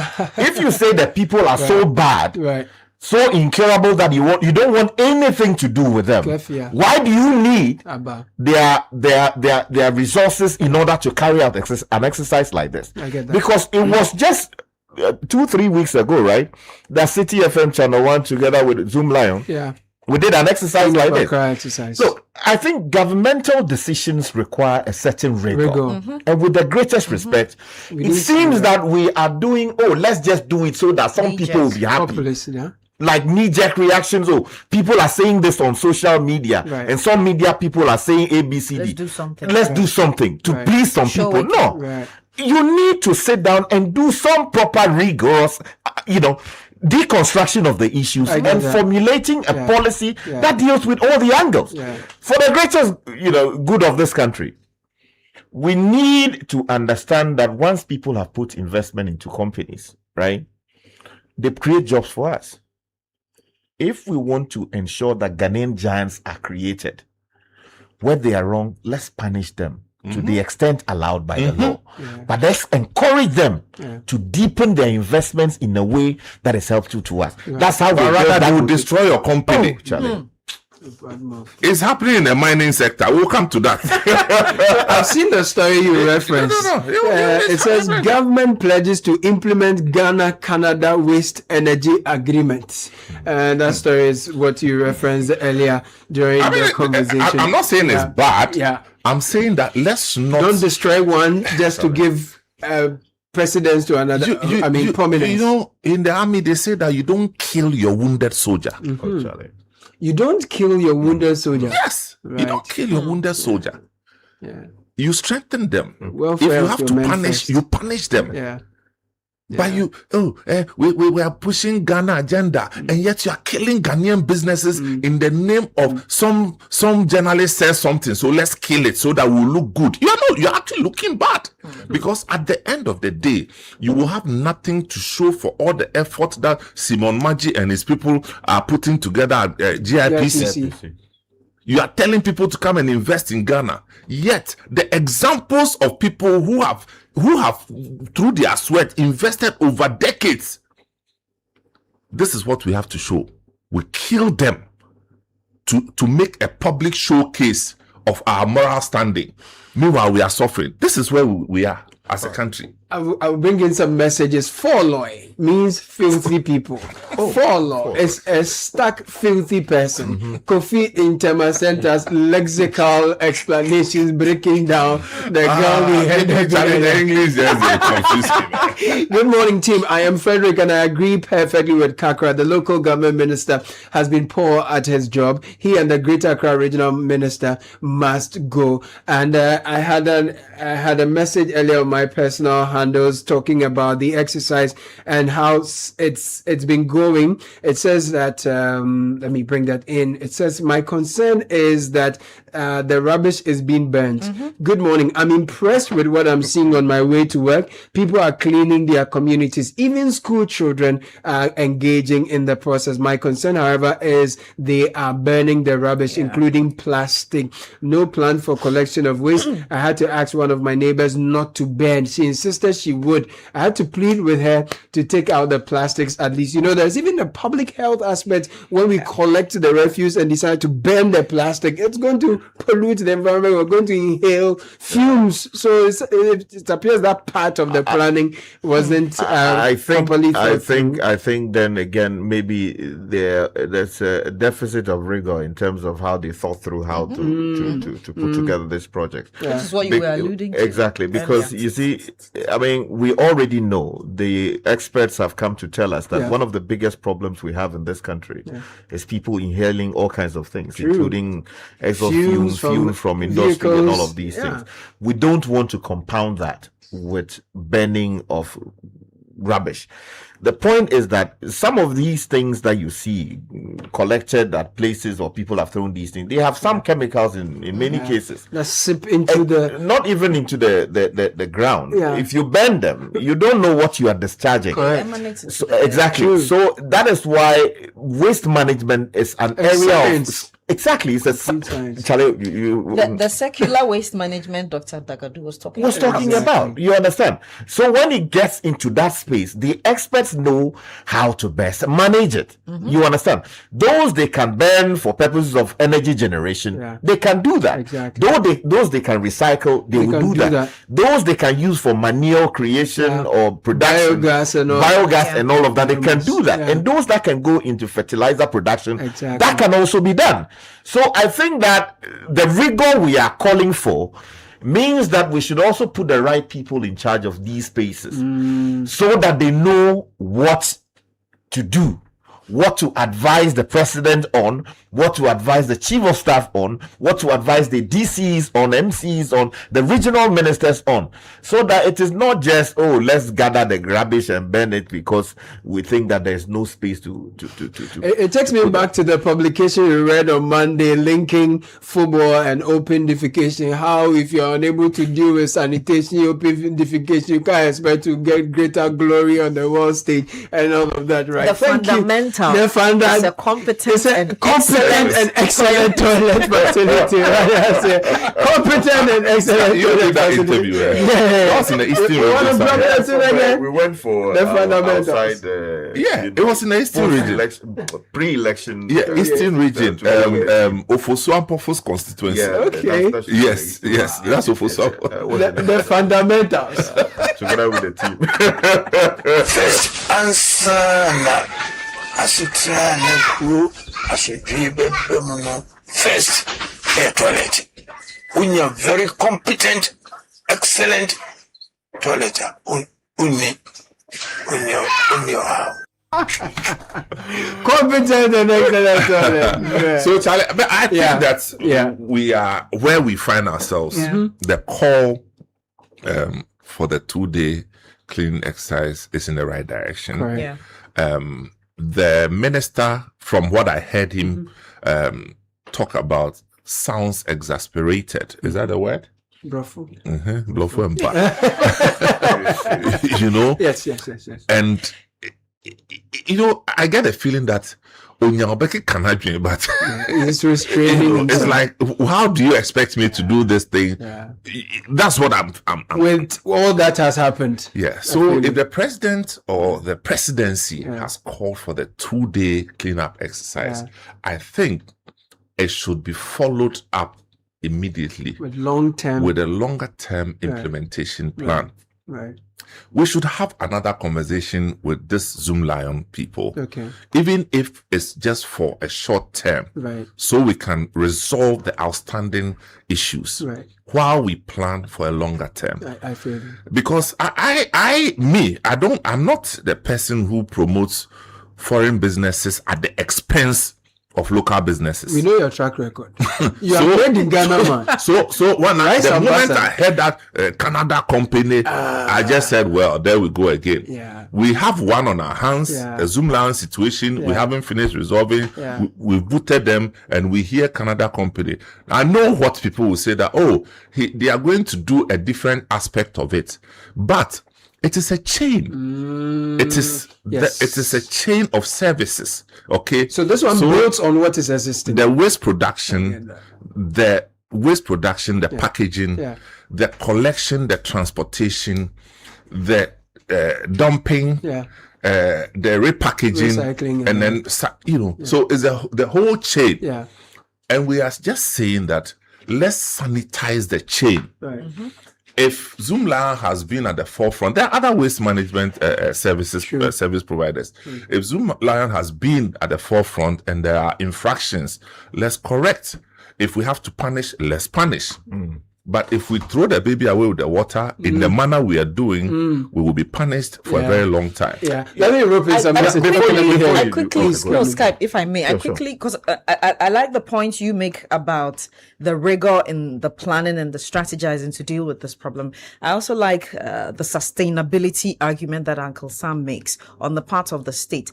I think that and you raised the question about citizen participation. I think that as citizens and in our participation, we also have to have in mind the sustainability arguments, the need for this cleaning to be a sustainable thing, in the sense that let's not clean the streets, clean the silts, the gutters, and tomorrow we go back to the conduct that led us here.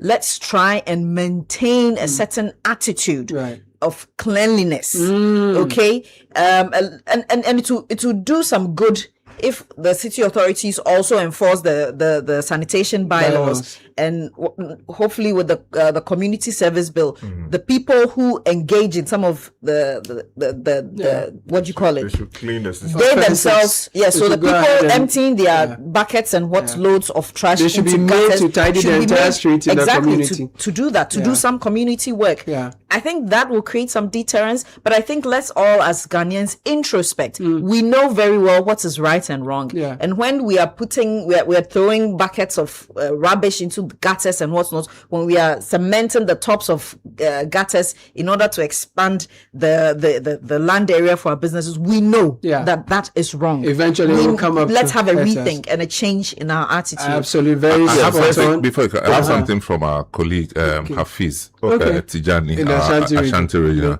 He said, "Good morning. Morning. We are not hearing the waste collections challenges in Kumasi these days Okay. regarding the tricycle waste operators because the Jospon Group has intervened. The waste collectors are now dumping at a facility belonging to the Jospon Group, which undergoes recycling Yeah.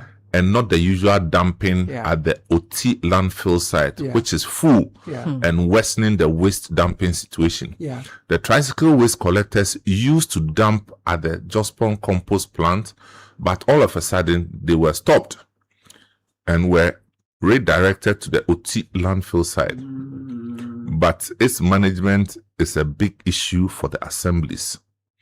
So this is, I remember again, it goes back to the point quickly of- on this one though. You remember in 2020 in December there was the launch of this recycling plant in the Ashanti region we covered. So I believe that is where That's where, because it's a huge facility where they could really sort the refuse and then recycle and all of that and even sell some of the products for other plastic things. Yeah, I mean that's it. So the investment has been made. So what we do is we give them jobs, and when they go wrong, we deal with them. We have made that point ad nauseum. There's something that Sami Bartels, our colleague, former colleague, if you like, put out. He says that if this post-flood cleanup exercise is not given a clear scope of work and KPIs, it will become a content creation opportunity for people. For bloggers. We have seen some content. It's already become Caleb just showed us I can't mention performance. I can't mention this. You are not a good man. He concludes by saying, we must be clear from the outset about the success criteria. I think he's put it beautifully. Yeah. And it's Success criteria. Yeah, that's right. What at the end of the day we want to constitute exactly success. So that it is not about seeing a minister, regional minister wearing Wellington boots and then attempting Holding to do a something shovel and just taking for something the out. cameras. Yeah. Oh, you mean police will copy that thing and they will come and hold it and take The optics. No, we've seen this long enough. Exactly. Yeah, we want sustainable solutions. The real work. Yeah. And then also something I'll say quickly. You know the Long Odo River, right? Yes. Which is now basically a drain. Oh, child. We can reclaim it. We That's can revive the life of that water That's body. possible.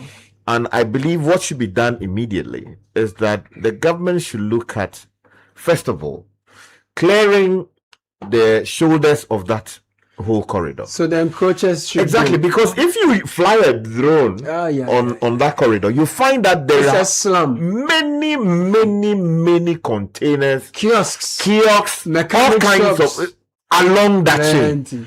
And these people, from the recent engagement we had with the folks at Adabraka, Okay, sure, yeah, that's right. sure. It was clear that they are contributing a huge lot to clogging that particular waterway. I think a bold decision should be made by the government to remove them. At least, 30 meters or In 40 fact, I heard meters. them say 50 to meters. you that they are willing to move. Yeah, that's right. I mean, in case of the Odona people, they say that if they can give them a place properly, serviced and all of that, they are willing to move. Yeah. So that we remove all of these people. There should be people stationed along, officers of the local assembly or whoever they may put in charge, or if it is sanitation brigade or whatever, if we have them, to ensure that people don't come and throw all kinds of things inside.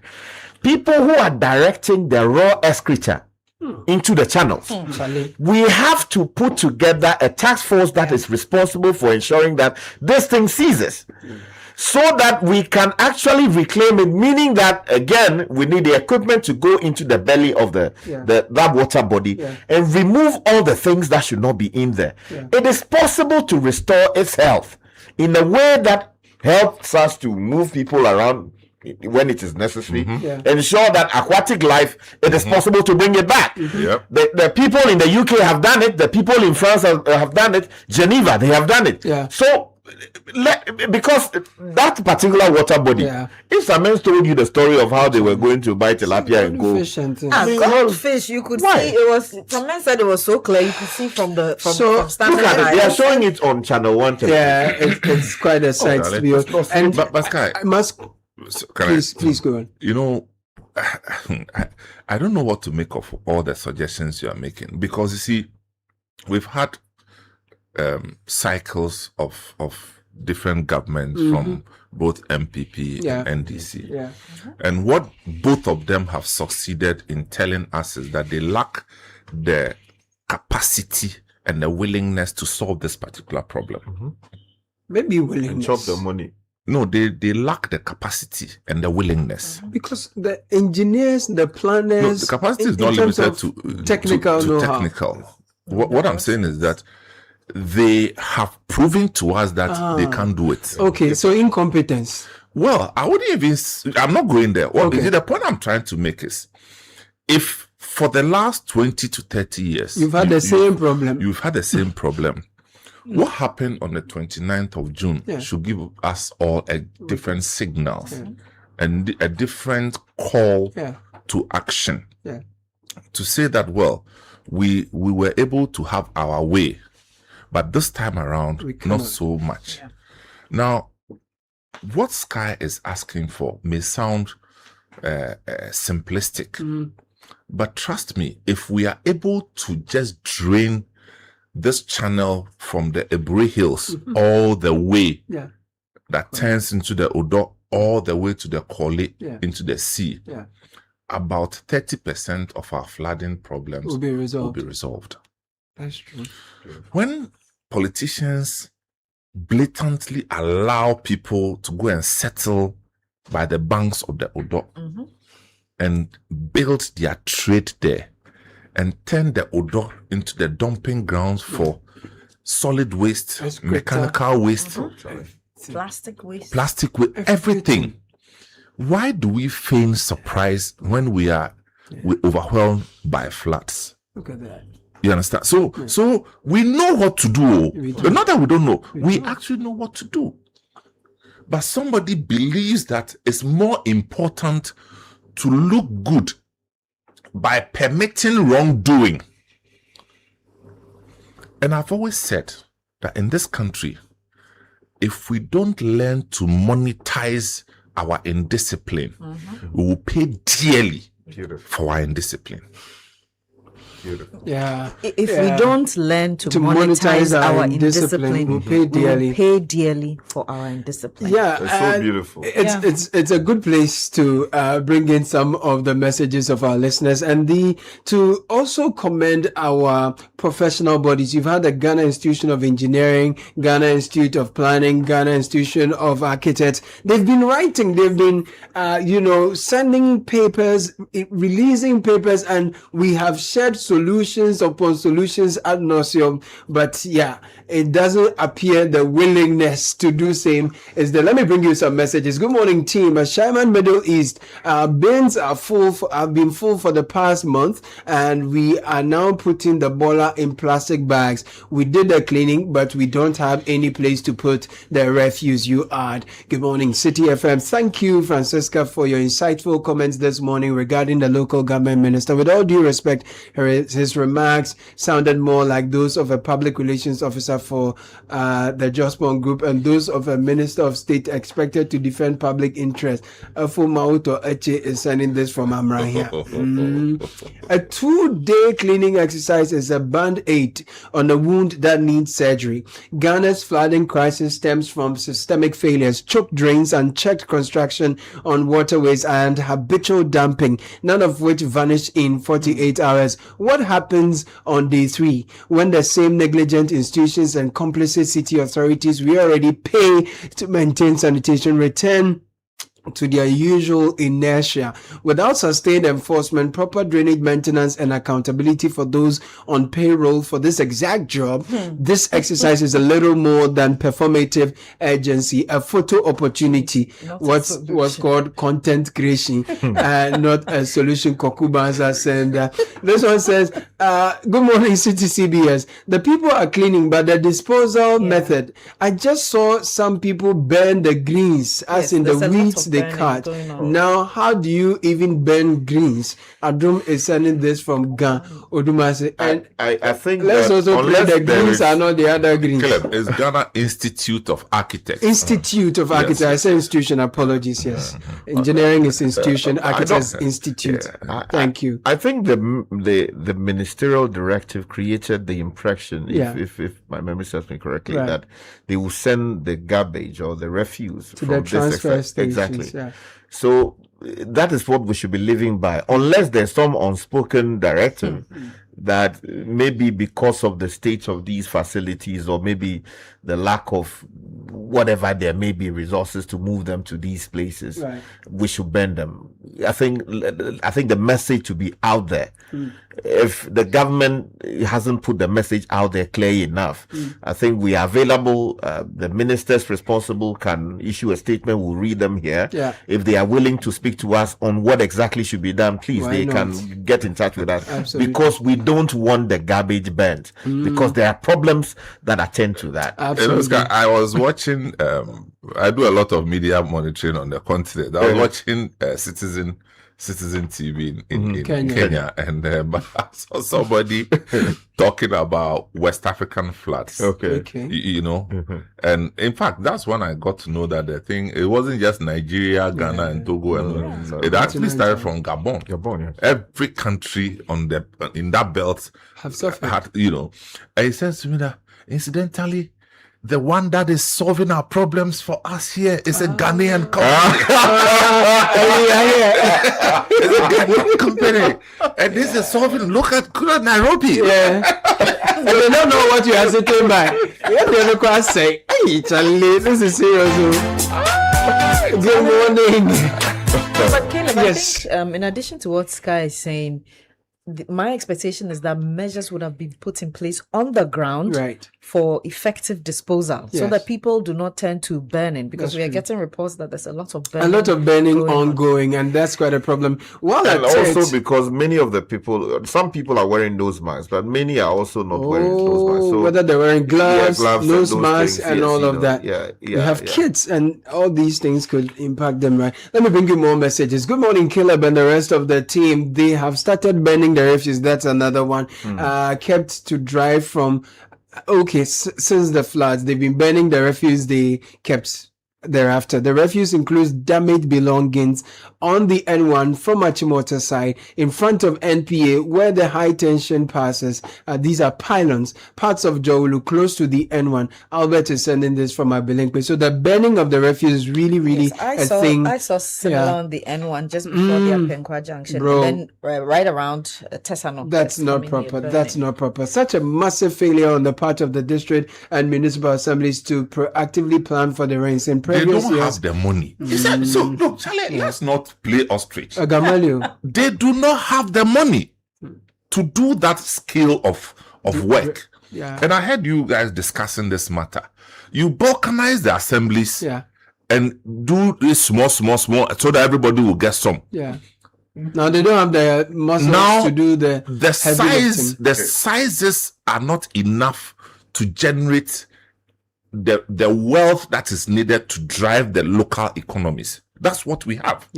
So they have to depend on central government. And central government is doing it la sulala. So by the time it reaches your turn, all you have is salaries. So they do not have it. That's why you need. So what all I'm saying is that we have seen prior to Zoom Lion, it was I forget the name of Mr. Edianan's company that was doing the movement of garbage.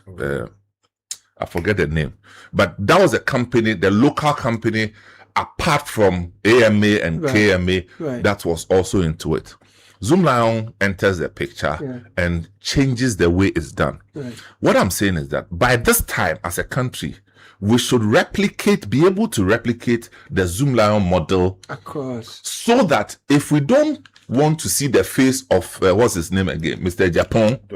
Jospon, we should find a certain Caleb who has learned how to replicate the model so that we can spread it. Right. You understand? Yeah. But then let's go and finish him. Let's shut him down. In a triumphant manner. You shut the person down, and this is what we have. This is what we have. We have baller taxes now. Can you imagine? So I'm on the and then they redistribute the rubbish. Can you imagine? Yes. To more messages, I am on the Adenta Road. They are doing well there. I was driving around, and the participation and compliance from around Palace Mall and some parts of Spintex is wonderful. You didn't add your name. I'm really excited this morning. I would wish we keep going on like this as a nation. There will be hope. Okay, Tina sent that from East Legon. Good morning, Caleb, and to all your lovely listeners. To enhance the impact of our Sanitation Day, I respectfully suggest the implementation of a moratorium on non-essential movement between the hours of 6 a.m. and 10 a.m. By observing this period of collective responsibility, every citizen will have the opportunity to actively participate. And so the time I get here to the studio, no issue between 6 and 10, we should be on the road collecting baller. We need to take this thing seriously. We need to take this thing seriously. 2-day cleanup exercise is just scratching the surface. And I'm not saying it's bad. It's good because it sends a signal that, look, where we are not in normal times. Okay, you have the chain that I was talking about. You have the generation and storage matter. You have the collection and handling matter. You have the transfer and transportation matter. Correct. You have the recycling, of the refuse, and then you have the treatment. Now, each level of this provides a solution and a business opportunity. Absolutely. Jobs. Yep. So if we can isolate all the segments, build the businesses so that we solve our problems. That is the beginning of the solution. Now, what I have listed, I don't see how the assembly can solve it. They don't have capacity. So the minister knows something we don't know. I'm telling you. He sounds like he's frustrated. But he knows that this thing is bigger than we all think. But if we lose guard, like the Kumasi situation, Kumasi, they were getting drowned in garbage. If you listen to the KMA boss, what's his name? The KMA boss. He was like, Charlie, we are getting drowned. In Bola. Yeah, Bola. So please, from after the 2 days, Mr. President, let's find a more sustainable way to resolve this issue permanently. Permanently. We can decide that we don't want Zoom Lion, but in the short term, I tell you without any doubt that we need a Zoom Lion to bridge the gap while we look for a longer term solution. By the way, besides the plastics and the refuse and the drains, there's the waterway encroachment structures that are put up. I've seen a number of videos put out by the Jubilee House on its social media handles. The Brigadier General who was appointed to spearhead that. They've showed us more images of structures that are built on the waterways. I'm yet to see the demolition process though. Well, again, I mean, we complain here about the early early efforts to demolish, where some gentleman in an earth movement equipment, attempted to demolish one, and he nearly, died in the process.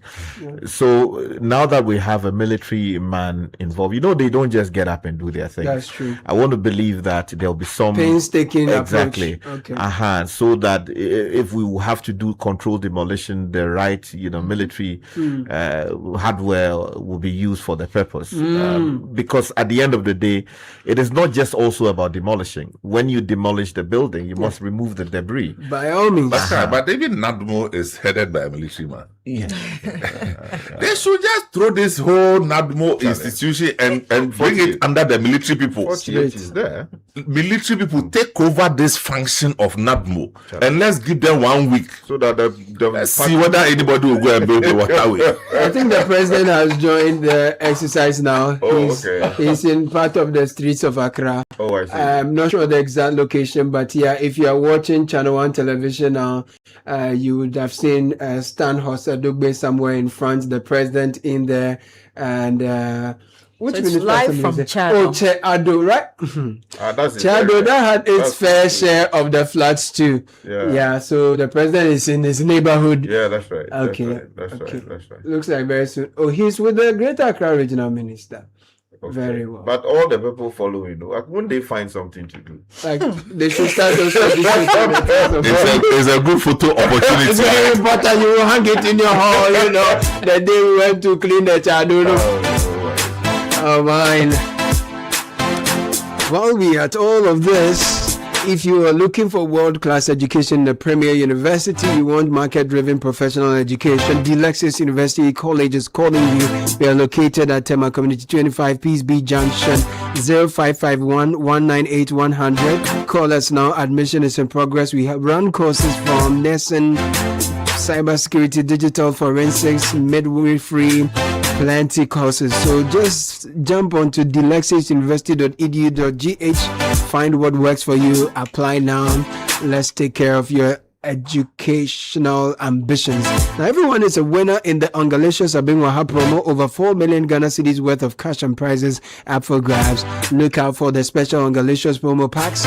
Submit 20 Onga powder promo sachets, 20 Onga shrimp tablet promo wrappers at any of our redemption centers near you. You will receive a scratch card. Please scratch it.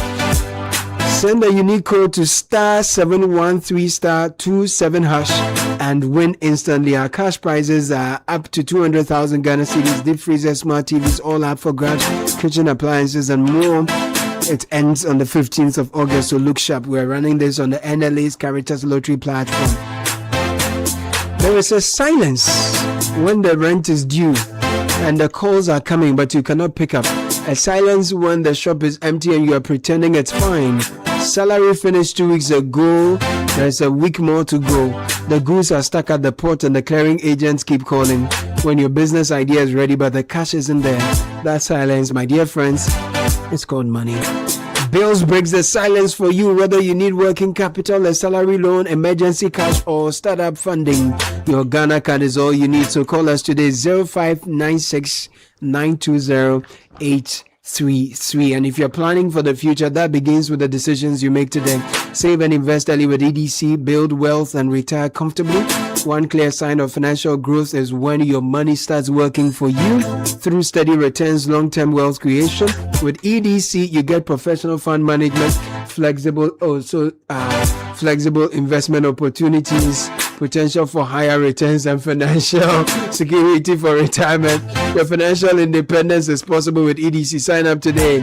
WhatsApp at 0509 268414. So Sky, the president now has the shovel there in the Chado area. Yes, it's using the Sophie to. But he's not wearing hand gloves. See, president using the shovel to desilt a gutter. Yes. And then tomorrow somebody pours the same garbage into the same gutter. Folly, the word you said, follow or follow. Follow. You understand? And then nothing happens to that person. You see, that's my only problem. The problem is bad enough. President is doing this. And then tomorrow the person doesn't say, oh, he's our man, so let's leave him. No.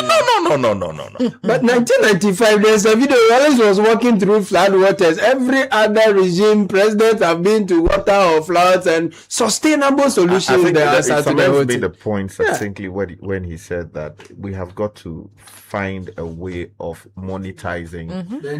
Exactly. Getting money out of it. That means that when you catch the people, you prosecute them. I mean, we have a flood of videos on the internet. Too many.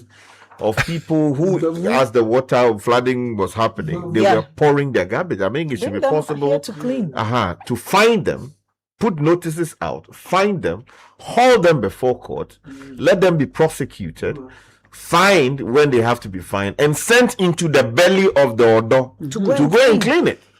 You understand? While we are at it, a lot of the communities desilting their gutters. You know what they do? They desilt and leave them at the sides of the gutters. That's not sustainable. The next rain, it pushes everything back. Yeah. That's what we are seeing. I watched a video of the bus stop boys in a community. So after they desilted and they asked the community members to dispose of it, they told them they can't incur that cost, so they will leave it there. Look, let me pay bills. When you buy any says, you see, people like the bloggers, everybody's there just to take photos. You see, it's content creation. You see, all the people around the president, yes, security should do their job, but there are many people there who may be officials. They should not just be following the president around. They should be doing something. We want to see them do something. Sky, you are wasting your time. The president, this president standing there, he has other meetings lined up. Important so guess what? He will leave very soon. And when he leaves, everyone is going to scatter. All of them will go. First look. Oh, Charlie. Show my theater. For this country. Cast, right? Supporting crew and then we are with you, Mr. President. We are with you. President goes for another meeting or they will scatter. When you buy anything, it's going to be the very best. Diamond 42.5 hour grade, highest quality on the Ghanaian market. Now you have the 32.5 hour grade as well. Great deal for everyone, great value for your pocket. You deserve the very best. Make us your number one choice for all your building materials. Deal with us directly, please. We are all over the nation. Our factories are in Aplao, Takoradi, and Boepe. 0540-111-978. Diamond cement is still as hard as say diamond. And for all those looking for a best of flavor in every sip, please discover the refreshing taste of Piva beverages. We have Piva Cola, Piva Orange, Piva Cocktail, Piva Grape, and Piva Tangy. So grab yours today. 0550-032-231. Piva Beverages, a taste you will love. If you're ready to level up your future, make Academic City University your first choice. At Academic City, students don't just learn, they build, innovate, and lead. Our graduates work with global companies like Apple, Goldman Sachs, Ernst & Young, while others are building startups and driving innovations across Africa. Academic City offers innovative undergraduate and postgraduate programs in engineering, business administration, communication, AI, data science, and cybersecurity. We are also the first university in sub-Saharan Africa to offer undergraduate programs in nuclear engineering, unmanned area systems engineering. Professional development courses are also available. 053-101-2236. Call us now. Admissions are open. act.edu.gh is where to visit online. We are educating future-ready leaders. We'll take a break. When we're back, we have more for you. This is the City Breakfast Show, the city's biggest conversation. Oh, now the traffic is still point, sir. Driver, police for insurance. Hey, my insurance will do on point. They just arrested someone whose insurance expired last month. Now, dear, last 2 years, you're still going. Hey, where will I pass? Let me park and now come and wait. Oh, what's that? You hide. Just walk into the store and get the new Hollard Insure Pack. Don't be caught wanting. Hollard Insure Pack is now available at select Malcolm stores and Shell shops nationwide. Just pick one app and the shop attendant will give you the instruction manual. Follow the instructions to complete the process. Araba Hollard will instantly send your policy document and insurance sticker straight to your WhatsApp. For more details and inquiries, call 020-546-3696 or 056 056-111-2777. Bruh, what's up? Driver, where's your insurance? Holland Insure Pack, boss. Bought it at the Malcolm store right there. Instant. Hey. Why lucky for Holland Insurance? Holland Insure Pack. And you're too easy. Your health is your most valuable asset and it deserves expert attention. At the International Maritime Hospital, we believe health care should be personal, precise, and delivered with excellence. That's why we provide specialist-led care combining experienced doctors, advanced diagnostics, and a client-centered approach. From preventive care to specialist consultations and advanced treatment, every step is handled with precision and care. Our serene environment, modern facilities, and dedicated medical team ensure you receive the quality care you deserve every time. So whether it's for you or your family, choose care you can trust. Visit the International Maritime Hospital at Community 3, Tema, or call 0303-220-030 or 055-222290. International Maritime Hospital. We serve and we care. Who dey brass? We dey brass them. Who dey brass? We dey brass them. Who dey brass? We dey brass them. Brass your taste. Brass your taste. Every day and night. After eating before bed, brass the gems away. The sugar jam, go brass them. Fufu jam, go brass them. Rice jam, go brass them. When it comes to your teeth, Funnel World Cup. Brush them twice daily with Pepsodent, now in limited edition packs. This advert is FDA approved.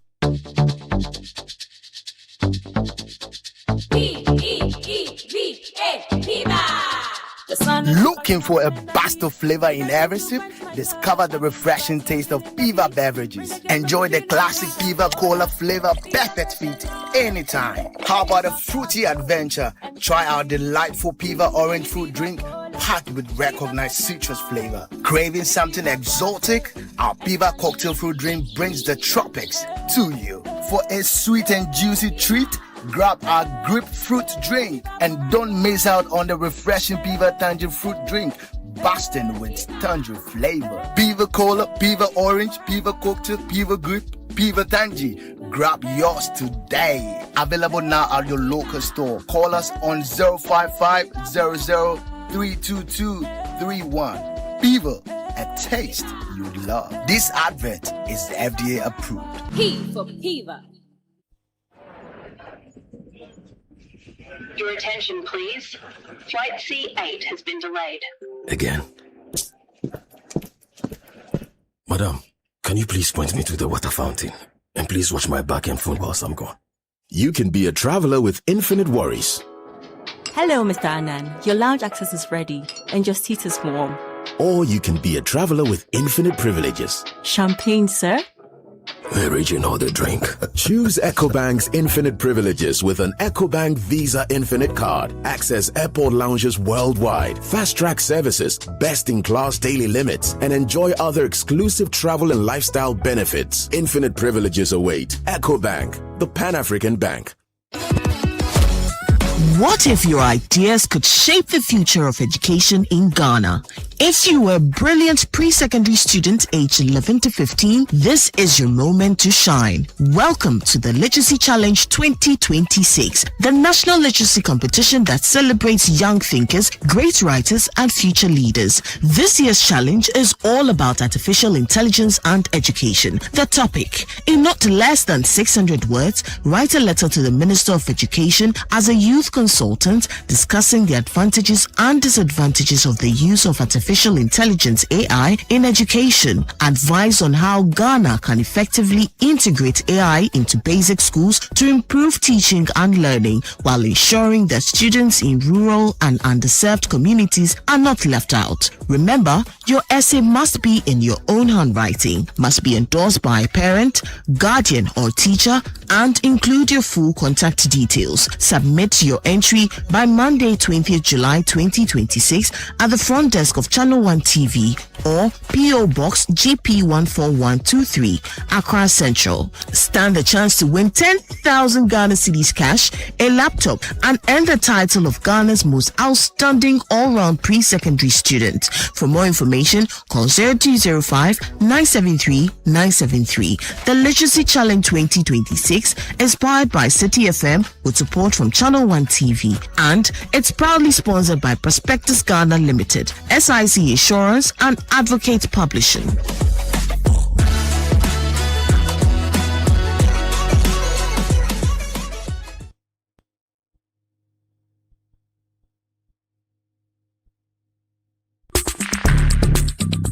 Join the conversation on the City Breakfast Show on Facebook at facebook.com/City97.3, Twitter at twitter.com/City973, and Instagram at instagram.com/City973 with the hashtag CityCBS. This is the City Breakfast Show, the city's biggest conversation.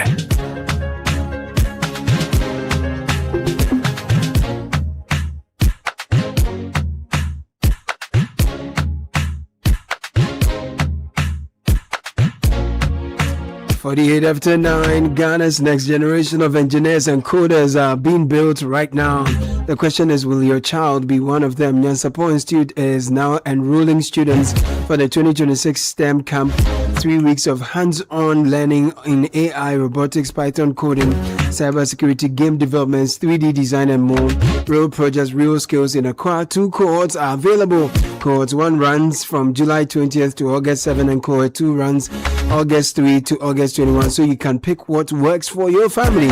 Sports are limited, so don't wait. Give your child a head start they deserve. Call or WhatsApp 0537173334. Register at nyansapoinstitute.com. Nyansapo Institute, where coding, engineering, and design meet opportunity. Joining us in the studio from for the Allstar Festival, I have Dr. Ernest Kranting, CEO of Business Africa Consulting Group Limited. And this year, the All-Star Festival is bringing together international football stars from Ghana and other parts of the world for community engagement purposes, with events that are spread across the time. Happy to have Dr. Ernest Kranting join us in the studio. Doc, good to have you. Good to have you. Good morning. I trust you're doing good. By God's grace, we're fine. Please talk to us about the All-Star Festival. Thank you for the opportunity. The event is starting in 9 minutes. Okay. Because it's a festival, there are different facets to it. Okay. We have a conference. It's a coming together of stakeholders in sports business. Right. So investors, administrators, policy makers, people in academia who Right. and the fans, who are contributing to making what sports has to be in this country. It's our firm belief at the Business Africa Consulting Group Limited, the BAC Group, that we've done sports as a pastime for too long. Right. I'm not saying things that are totally new to you. Mhm. I mean, there's nothing new under the sun, really. But we've been on this journey to try for all of us as a people to appreciate that there are others who are using sports for things that transformative, are mind-blowing, transforming economies, transforming communities, societies, etc. We do the bits and pieces of it. Yeah. We are momentary. Yeah. We are ad Episodic. hoc. The level of how deliberate we ought to be. Yeah.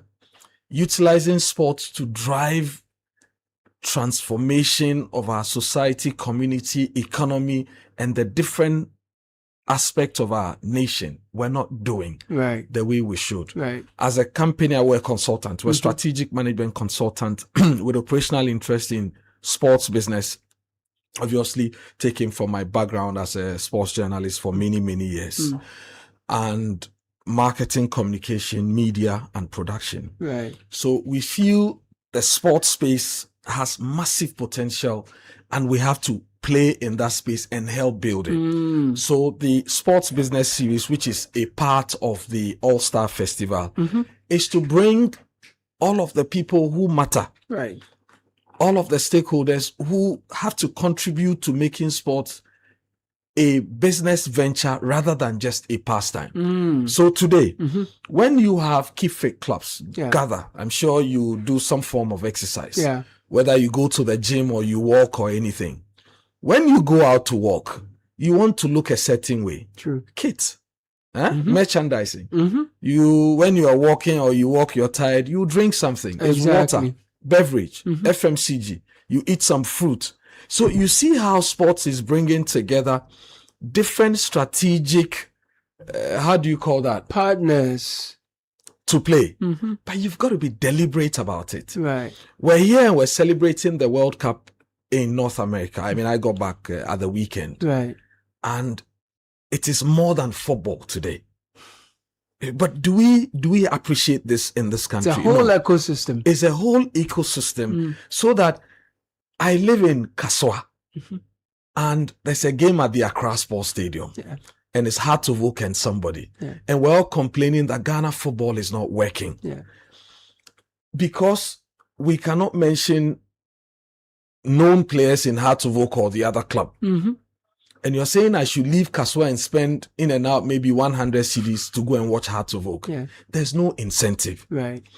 But if we make it a show business, that you're coming there, it is entertainment, it is enjoyment, there'll be something good to eat, security is good. Some performances. Exactement. When we get to the venue, by the time we're leaving with an experience. We are fulfilled, we're excited. So the Allstar Festival is 4 years old. Okay. We're doing the 5th edition this year in Legon. Nice. And we're pushing the ASF experience, the Allstar Festival experience. And the conference this morning is one of them. We also are creating an opportunity for kids to have a getaway. Oh, that's nice. Tomorrow, Saturday, cool. At the University of Ghana Sports Stadium. What time? In the morning from 10. Okay. The kids should gather. All day. All the kids. Every the whole day activity. Every activity. So we've created the playground, what you call it? The bouncy castle or something? Yeah, Disney. Oh, like Disney World. So everything is there. Parents can come with them. Whoa. Whilst kids are playing, parents can be doing something else. Right. As we do this, we've also created a massive vendor convocation. So it doesn't matter what you're selling. You just have to give us a call. Right. Come over, put your things on display, and people will buy them. Give us your number. We want to do business already. I'll give you the what numbers. Numbers should we call? Yes. Yeah, I'll give you the numbers to call. Yeah. Just a second. Sure. Give me just 1 second. And while we are at it, banking, automobile, fashion, electronics. Exactly. It's a whole ecosystem of businesses and opportunities. Everything around sports. Everything around sports. And then the All-Star Game is which will feature international players, those who play locally and those who play abroad, to entertain us. So we want to create an experience where you come through and by the time you're leaving, you take something home. So you just have to call us now on 053 15 33 563 053 1533 563 563. Yes. Okay. 053 153 Good. 3563. So I go over that again. 053 153 3563. I asked for the number now, not because I want to end the conversation, but because, we want to get in touch quickly and book our slots and get things going. But there are other things that will be happening as part of the All-Star Festival. Yes. So we start with a conference today. We call it the Sports Business Series. And I mentioned earlier, I mentioned earlier, is a coming together of people who are stakeholders in sports business so that we can deepen an appreciation for the things we can do to get all of the synergies created and advanced. Then tomorrow in the morning, God willing, we open the gates at 10 a.m. Nice. We're asking parents to bring their kids. And there will be food, there will be drink, there will be everything So there. So much you don't to have eat. to worry. It's a Saturday. Nice. Some of the kids are on vacation. True. So come. They are home and breaking things. They have a lot of energy. Bring them there. Bring them there. Sure. Bring them. University of Ghana. And for us, that's the biggest focus. And then at some point, these kids will get to do what you call the clinic. Okay. So they'll meet up with these stars who are playing, and the stars are across media. Some of your colleagues are going to be there, across media, across entertainment, football, governance, politics, name them. So they will meet people they watch or see across digital media and whatever, so that, you know, they can share these experiences. You've seen how footballers who become very big today sometimes share photos of when they were 7 or 5 or 10, and then they met their icons, etc. We're trying to create that in this country, and we believe the ASF, as young as it is, has prospect to bring all the, you know, facets of what sports is capable of becoming together, and the value chain is for all of us to tap into, so that we can advance. So you're creating a business, a hub, platform, a hub for us to monetize our passions. Exactly. So that whether you're into banking, your fashion, art, whatever you are food, selling, well, you're doing business. Come, let's get together. You like sports, you like keep fit. Your kids have got a lot of energy. They want to expand the energy. You bring them, and you can also watch the players play football. Amazing. And you know we've got curtain raisers before the game. So I don't know how many of you went to Accra Academy, but Accra Academy's current team, people are in the building. The Blau people are going to take on Presec. I understand it's a grudge game. Interesting. It's a rivalry game. So they'll take on. So their current school football teams will have a go at each other. Wow. And another interesting thing there is where we have a network of scouts and agents who are coming through to look at these boys and can pick any of them depending on how much they impress. Then there's also a curtain raiser involving those of you in media. There are people in media, people in film, arts, etc., who have a go at each other, because I understand in Ghana we talk more than we do.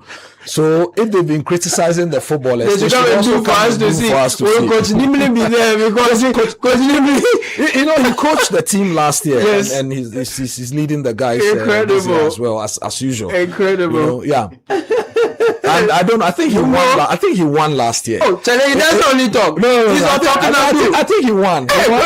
His team won last year. I'm not too sure, but his team won last year. I'm not sure about this year. No, Dr. Ernest Granting. Thank you. And most of our legends who play the game will gather. We have the likes of C.K. Akono, Sami Kufo, Lai Kinsey, Tony Bafo, name them. Yes. So it's a coming together of all the people. Nice one. You may not even like football, you may not like sports, but there's just come something from the in there experience. for There'll be you. something. There's something in there for Let's you. reiterate the number while we end this. I'll reiterate the number please. is 0531 533 563. 0531 533 563. Right. So the conference is underway. It's underway. Where is this happening? At the University of Ghana Stadium, the conference room. Okay. The guys are gathered, Sharp. and I'm sure they will do. So we will leave you to join them. I'm grateful. But thank you so much I'm for grateful. joining us. I'm seeing familiar faces. I know, right? People who are brothers of more than 20 years. Amazing. Sky and I go Charlie, way back. We're urging everybody. Yes. Once you have good time on your hands, please go and support this initiative. Excellent. Thank you. Man. So that we can Thank you. together Thank make you. it. No, your energy is infectious. Mercy, mercy, Lord. Maybe because I've done sports for many years. I don't just play, but I've taught sports, done sports business for you live sports. 20, that's his area, 25 years. Incredible. Yeah. This is it, man. This is Dr. Ernest Granting. Go enjoy yourself. Thank you, man. Thank you so much. Thank you so much for passing through. Charlie, before you go, yes, please. My former girls prefect is celebrating her birthday tomorrow. Okay. The name is Kaka Kluche. So Benedicta Kaka Kluche. Kaka Kluche of formerly of Three Town Senior former High girls School. prefect. Yeah, former girls prefect Kaka. who married the boys prefect. Oh. Yes, so my cousin. So tomorrow is her birthday. She's an amazing. No, they started doing this while they were prefect. No, I don't have the evidence. Connection lines. But I don't have the evidence that it started during their 10-year. I don't have that evidence. Well, what I know is that there were subsequent developments. Okay. Yes, so I don't have that. It starts with nomination. You know selection. Then you know installation. You're a fantastic woman. You're keeping the family going. May God continue to bless you. Excellent. And as you celebrate tomorrow, Charlie, organize something. Beautiful. So we see what we can do. Thank Happy you so birthday, much, right? And happy birthday to Michael, founder, Safety Technologies and Safety Media, head of IT and Media at the Church of Pentecost, Bethlehem District. MTN SME Ghana Awards 2025 is inviting applications from registered SMEs operating in Ghana. The award recognizes outstanding businesses that demonstrate excellence, innovation, resilience, and growth. Successful applicants stand a chance to receive national recognition, business support from MTN Ghana, 1-year business insurance cover from Star Assurance Group, access to funding prospects, and many more. Eligible businesses must be registered and operating in Ghana, fall within the SME category, demonstrate strong business performance and growth potential. Applications can be submitted online via SMEGhanaAwards.com. Download the form and submit awards at SMEGhanaAwards.com. Deadline application is 17th July 2026. Support call as 0242 266. For support, call this number 0242 266 859. MTN Ghana is a headline sponsor. Sponsors are Star Assurance Group and One Africa. Our partners: Ministry of Trade, Agribusiness and Industry, Ghana Enterprise Agency, PUM Netherlands, World Association for Small and Medium Enterprises, and Ghana Investment Promotion Center. SMEGA, celebrating excellence, empowering growth.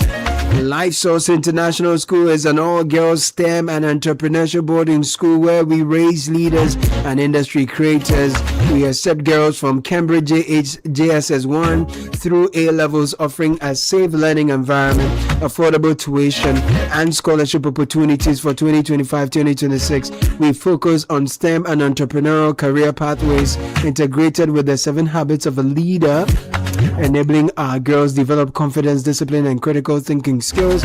Locate us at a Palm Junction, Central Region, Ghana. Call us 055-955-2263.